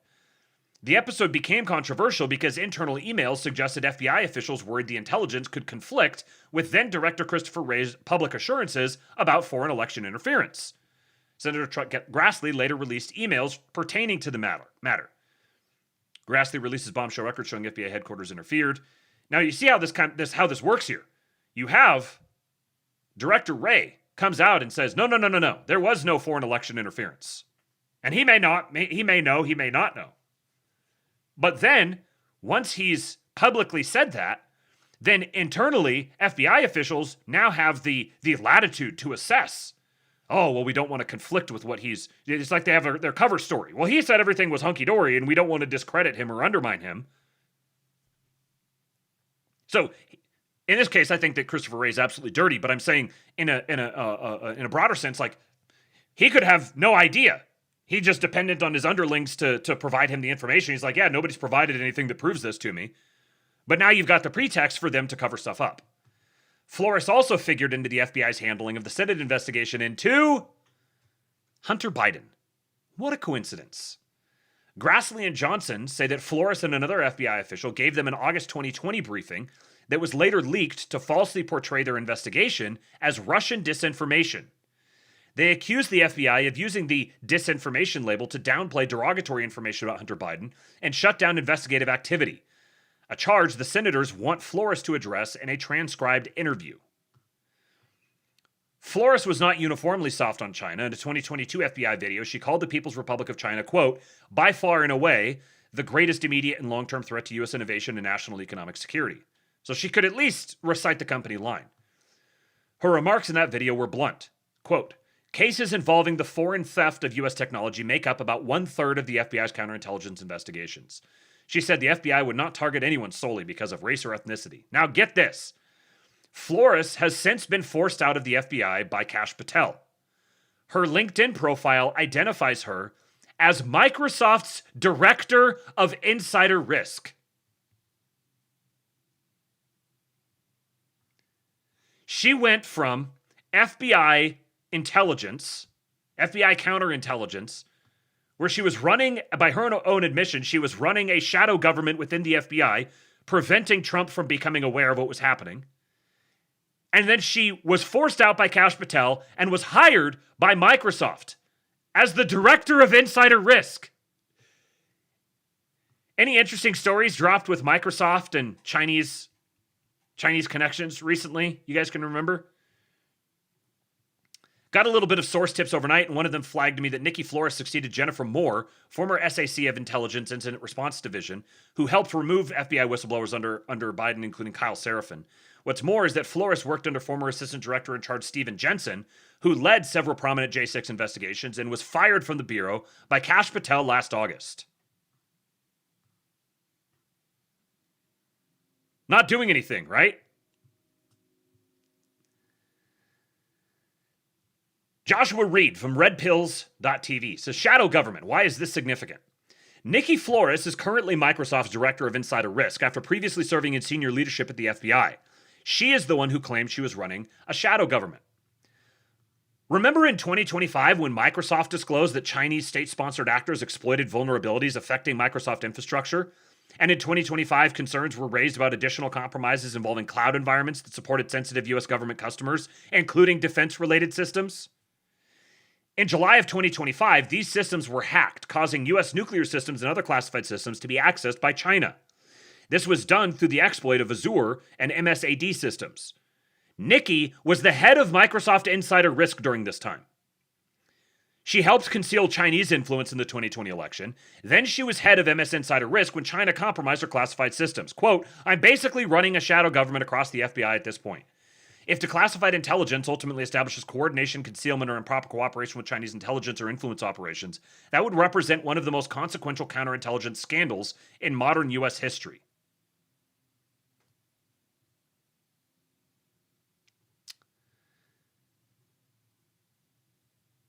Election emails, D-Class. In the thread between NSA and at least one from DNI, it seems when the thread originated at NSA, they were deliberately avoiding election talk. And 2 weeks later, DNI internally expressed concern about this. I would love to know what follows. We optimally would like to keep redacted from the 45-day intelligence community assessment ordered by Executive Order 13848. The last two emails 2 weeks later show concern by DNI about the NSA reporting, it seems. So here's some of these emails. This is from the Cryptologic National Intelligence Officer for Cyber and Election Threats and Security at the Office of Strategic Analysis, part of the NSA. Says, note to election threat 45-day ICA China section drafting team. This was November 4, 2020. Greetings. Hope all is well. I just want to send you a note with a few thoughts on the coming project. First, thanks in advance for your work on this product. Second, when you begin communicating with co-drafters across the community, please CC those on the CC line so we can maintain visibility on progress, provide assistance where needed, and help alleviate any potential problems. I also wanted to let you know that we optimally would like to keep redacted. And then, this reply down here, November 20, 2020, all redacted has heard or received nothing. We have deliberately massaged our one pending PDB presidential daily brief to avoid any direct links to the election. The massive report we've been waiting on has been chopped up into 13 reports that likely will not get out until late next week. Many or all of them will be cross-posted into redacted or downgraded to redacted so they can be more readily incorporated into the 45-day piece if needed. So they took the one big presidential daily briefing that would have directly linked to the election and broke it up into 13 different reports so that it was difficult to assess what the whole story was. And then this classification regarding NSA deliberately massaging elections, PDB, November 23, 2020. This person here said, I'm not sure what to make of this. If this is off, why does redacted say okay? And then this later that day, I think we have two albeit related things going on here. The presidential daily brief, which apparently they've worded away from elections. I haven't seen the draft redacted, but redacted's characterization is familiar as to what we heard a couple weeks ago, and I would be concerned as to why they are deliberately massaging analysis away from elections. I haven't heard that it is off, but it may be further delayed pending the upcoming releases. 2, there is a larger effort in NSA that they will get all redacted reporting needed for the 45-day report into redacted for ease of reporting. We have this request into all agencies. I've asked redacted and redacted to check in with the regional NIOs to see if they're making progress toward the 30 November date on the ICA draft per our email exchange with the DNI. So some inside inside scoop here. John Harold said there were some in the NSA that agreed with the dissenting analysis regarding China. And Colonel Watkins again says, so General Paul Nakasone at NSA was deliberately trying to steer John Ratcliffe at DNI away from China interference, while his buddy Milley is telling China he will warn him if Trump catches on to China and try to do anything about it. So General Paul Nakasone was the NSA director at the time. John Ratcliffe, the current CIA director, was the director of national intelligence at the time.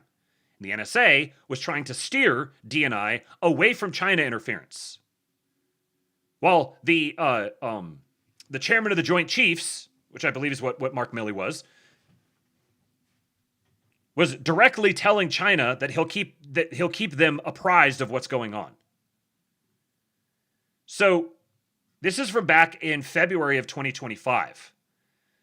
I've showed you guys Josh Steinman here in the past. He was part of Trump's National Security Council and is one of the core guys behind the whole Gundo phenomenon and is an absolute patriot. Back in February of 2025, so right after a month into Trump 2.0, he says, y'all have no idea how corrupt it all was. Quote tweeting Fool Nelson, who says, soon directors Cash and Ratcliffe declassifying memos challenging the origins of the Russia investigation. It says here, the battle against the deep state continued meanwhile. Patel kept pushing, along with DNI Ratcliffe, for declassification of memos challenging the origins of the Russia investigation. Nakasone strongly dissented, and Esper, who was the Secretary of Defense at the time, backed him up in an October letter to Ratcliffe, quote, urging that the information not be released due to the harm it would do to national security, including specific harm to the military, a senior defense official said. Gina Haspel, the CIA director, too, strongly opposed release of the information. Their argument for protecting sensitive information was finally supported by Attorney General William P. Barr. And Trump backed away, a source close to the event said. Fool Nelson said the National Security Council must have been a nightmare, and Josh Steinman, again back in February of 2025, said, when people start freaking out because the dual hat is finally split and an appointee takes over Fort Meade, just look them in the eye and say, Paul Nakasone was the first political to run the NSA, and he answered to Adam Schiff. Fool Nelson says, and they were all so far up Nakasone's ass. I remember Ben Sass specifically. Paul Nakasone. Ezra Cohen says, who instructed this NSA employee to obfuscate CCP election interference and hide it from the President of the United States? He's following up. He said before that, this is in June of last year, just wait till the American people get the full story on the concerted effort across multiple IC agencies to suppress information related to CCP interference in the election to Biden's benefit. Who was the ringleader? Several of us stood up to it at the time. My Q appreciators are familiar with Ezra Cohen. You may know him as Ezra Cohen Watnick. So here's this email, the one I read just a little bit ago. We've deliberately massaged our one pending PDB to avoid any direct links to the election. He says, who instructed this NSA employee to do this? Josh Steinman says, hi, Alex. I'll take OpenAI board members for 2,000. OpenAI. Huh. Well, isn't that an interesting connection?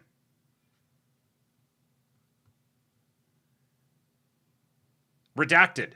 Good morning, Sunshine. Do you have any read-aheads for your FITF update? I'll have to leave early to go to the Nakasone prep. Should all be fun. Nikki Flores. Yep, let me shoot you an email. It's all coming together. June of 2024. Breaking. OpenAI appoints former NSA head Paul Nakasone to the board. OpenAI has appointed Paul M. Nakasone, retired U.S. Army general and former NSA head, to its board of directors. Nakasone, who led the NSA from 2018 to 2023.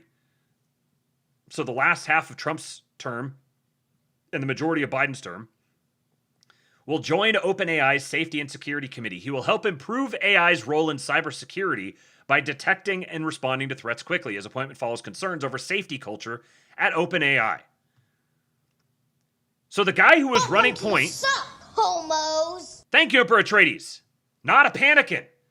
Gets a gifted sub. See? You just have to not be a Panican.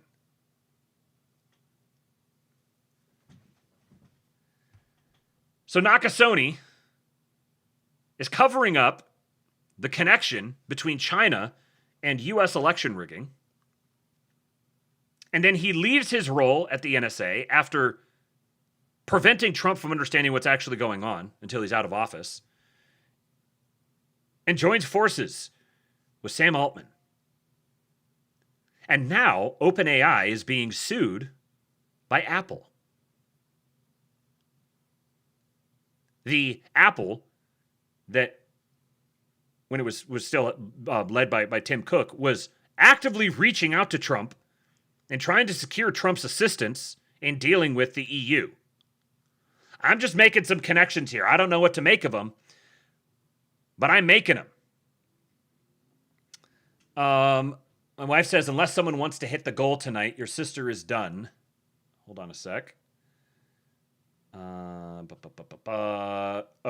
All right, yeah. Let me just send a message here real quick.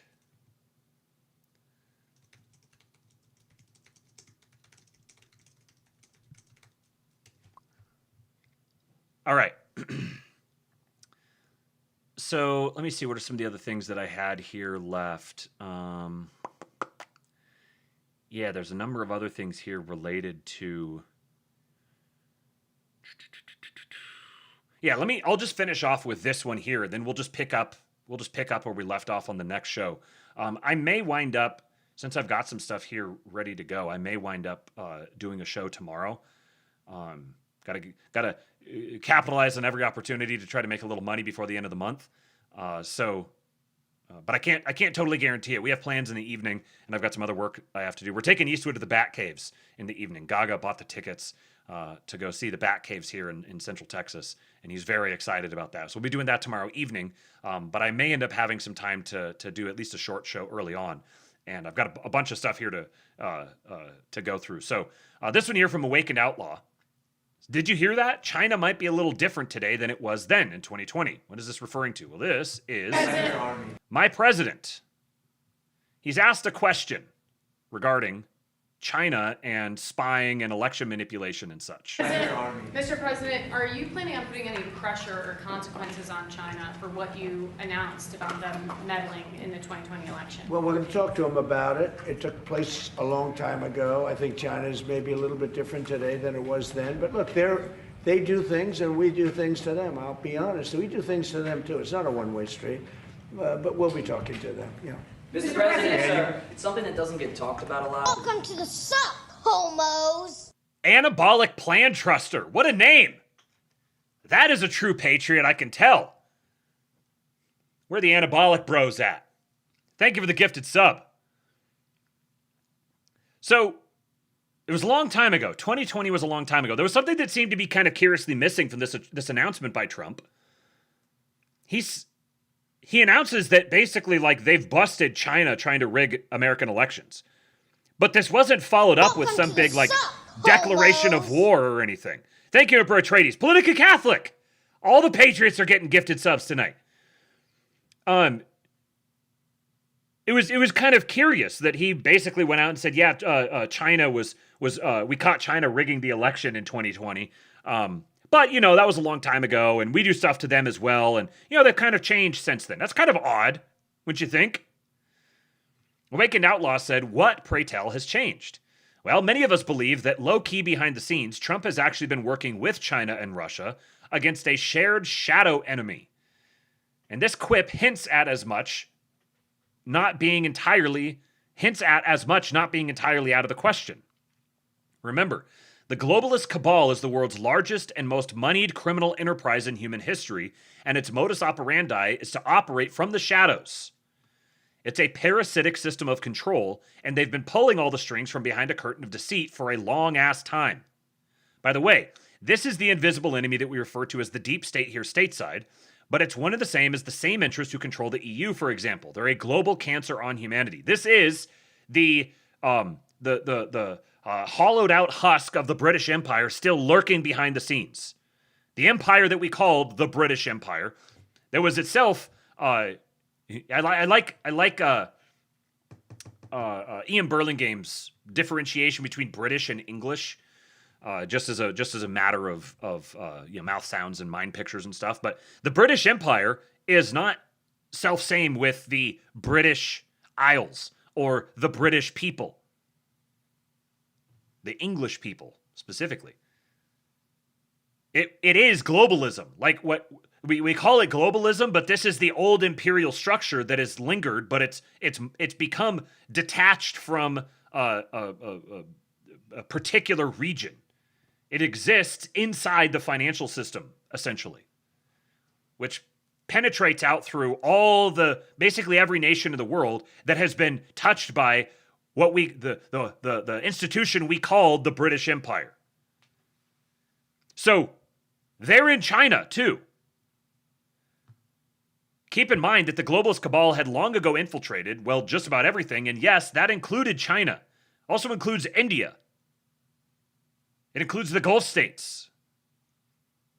You notice, like once you put on these particular glasses, this is why I wear the pit vipers here, because you got to have the right lenses. You got to be able to view what's actually happening through the correct lens. And once you do, then all of a sudden everything makes sense. Of course, the British Empire used financial controls and trade controls to get its fingers into every last little corner of the world. In related news, we know that Xi has been on an unprecedented tear, purging high-ranking PLA officers and military officials, and a massive anti-corruption campaign. Gee, I wonder why he's doing that. China removes 6 generals from legislature amid ongoing anti-corruption drive. The purges within China's military are even deeper than you think. China removes 9 military officials ahead of key political meeting. China's Xi Jinping calls for political loyalty amid military purge and anti-corruption probe. Why Xi Jinping has been purging China's military leadership, and what may come next. Who is Xi purging? What sort of interests are being isolated and cast out? Joe Lang here says, this is a Trump on China election meddling from John Solomon. Trump says it's not a one-way street. Joe Lang says, isn't it obvious now? Trump dropped a bombshell on Chinese interference in the 2020 election and the fact that co-conspirators within our own intelligence community were hiding that evidence from him in Congress. But notice how Trump separates what's happening in the past from what's happening now. There's a reason why Trump is always gracious and complimentary to President Xi. President Donald Trump on Tuesday told reporters that he planned to address recent allegations of Chinese election meddling with Beijing, but acknowledged that the U.S. had similarly worked to influence that country. Trump on Thursday gave a primetime address in which he outlined the findings of a declassification task force, noting that China had reportedly obtained 220 million voter registration files and that foreign governments had the ability to manipulate voting machines. Speaking to reporters in the Oval Office, Trump said, quote, "We're going to talk to them about it. It took place a long time ago. I think China is maybe a little bit different today than it was then. But look, they do things and we do things to them. I'll be honest, we do things to them too. It's not a one-way street." That's an important signal from Trump. Good afternoon, Patriots. This is Agent Q. China is not our enemy. The CCP was a puppet of the same cabal of elites who controlled the puppets within our own government. Xi is taking down the corrupt CCP leaders and has been doing it for years now. He's battling a deep state in his own country just like Trump. I gave the evidence in this article that I wrote, this Substack article written over at Badlands Media. There's an important video of the previous leader of the CCP being removed in humiliating fashion on live TV at the CCP meeting. That doesn't happen unless Xi orders it, and nothing like that had ever happened in CCP history. There's a link to the video. Xi has been arresting a lot of top CCP officials for corruption. Anybody remember the name Dong Jingwei? Dong Jingwei! Who is he? Who is Dong? We already knew that a man with a high-level position in the Chinese Communist Party had defected to America. We also knew that the Defense Intelligence Agency refused to let the other intelligence agencies in on the secret because it was immediately apparent that our government is riddled with Chinese spies, agents, true believers, and people on the payroll. If it's not obvious to you at this point that there is a war happening within the U.S. intelligence community, and that some are, there's white hats and there's black hats and then there's like gray hats, and there's a struggle for power. This guy, he was essentially like the NSA director, like the head of Chinese intelligence, and he defected to the United States in early 2021. But the CIA didn't know he was here because he turned himself into the DIA. The DIA hid it. And there was this, you can look this up, there was a some sort of a summit or a meeting between American officials and Chinese officials in Alaska. And Anthony Blinken, Biden's Secretary of State, was confronted by Chinese officials who demanded the return of Dong Jingwei, and Anthony Blinken had no idea who they were talking about. He didn't know the guy was in the country. Now, though, we know who the spy is in the broad outlines of the information he provided, and it's a lot worse than you thought. The defector's name is Dong Jingwei, and he is the Vice Minister of State Security. He knows where all the bodies are buried, both in China and, I'm sorry to say, in America. According to Spy Talk, Dong was responsible for the ministry's counterintelligence efforts in China, i.e. spy catching, since being promoted to vice minister in April 2018. Dong Jingwei was high up in counterintelligence and knew all of the puppets in America's government who were compromised by the CCP.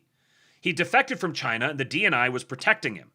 Or I think it was supposed to be the DIA, though I wouldn't be surprised if the DNI was involved in this as well. I've been long convinced that John Ratcliffe is a patriot. The Biden administration didn't even know he had defected. Spy Talk also reports that China demanded Dong's return, but Blinken said no. Interestingly, the weak, woke Blinken said no, not as a matter of principle. Instead, he took a stand only because the DIA hadn't told the administration about Dong's existence. Anthony Blinken couldn't find the Dong. Most people think that Dong Jingwei defected to give evidence of CCP involvement in COVID at the Wuhan lab, but Jingwei also knows who was involved in stealing the 2020 election and why the CCP had over 220 million voter registrations of Americans, along with millions of fake driver's licenses. I think Trump and Xi have been working together to cleanse both countries for years. Here's a Q drop. November 11, 2017. Q drop 140. How did POTUS remove one side of the pyramid? What did POTUS receive while visiting China? Where did POTUS dine? What is the significance? What if China, Russia, and others are coordinating with POTUS to eliminate the NWO?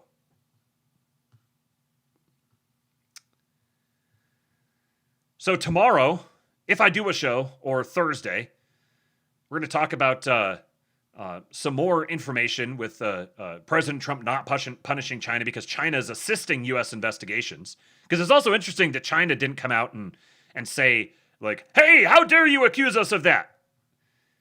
Also, Trump had some interesting comments about Obama and Iran. Rubio just put out a report that ties the launch of Obama and the mainstreaming of Marxist politics to that propagated by the Cuban regime and Weather Underground. Marco Rubio is talking about Weather Underground. The co-founder of the Sinaloa cartel was sentenced to life in prison in order to forfeit $15 billion in drug trafficking profits. Kind of a big story. Seems like it didn't catch that many big headlines. And then a whole bunch of declassified documents. 2020 Venezuela's electronic voting manipulation from Bill Pulte, and some other Pulte-related stories as well. The man is taking a sickle to the intelligence community right now.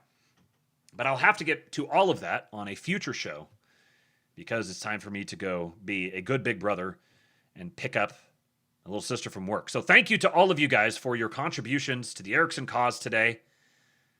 Thank you for chatting, for sharing the show, commenting, liking, subscribing, all of those sorts of things. Make sure you go to the Astrolabe Clips channel on YouTube. And yeah, I will catch you guys on the next show. Go follow the Telegram channel, t.me/kingpilled. That's where I'll let you know if I'm going to do a show tomorrow and what time. Go join the King Pill Discord, kingpill.com. Go to chudconevent.com. Get your ChudCon tickets.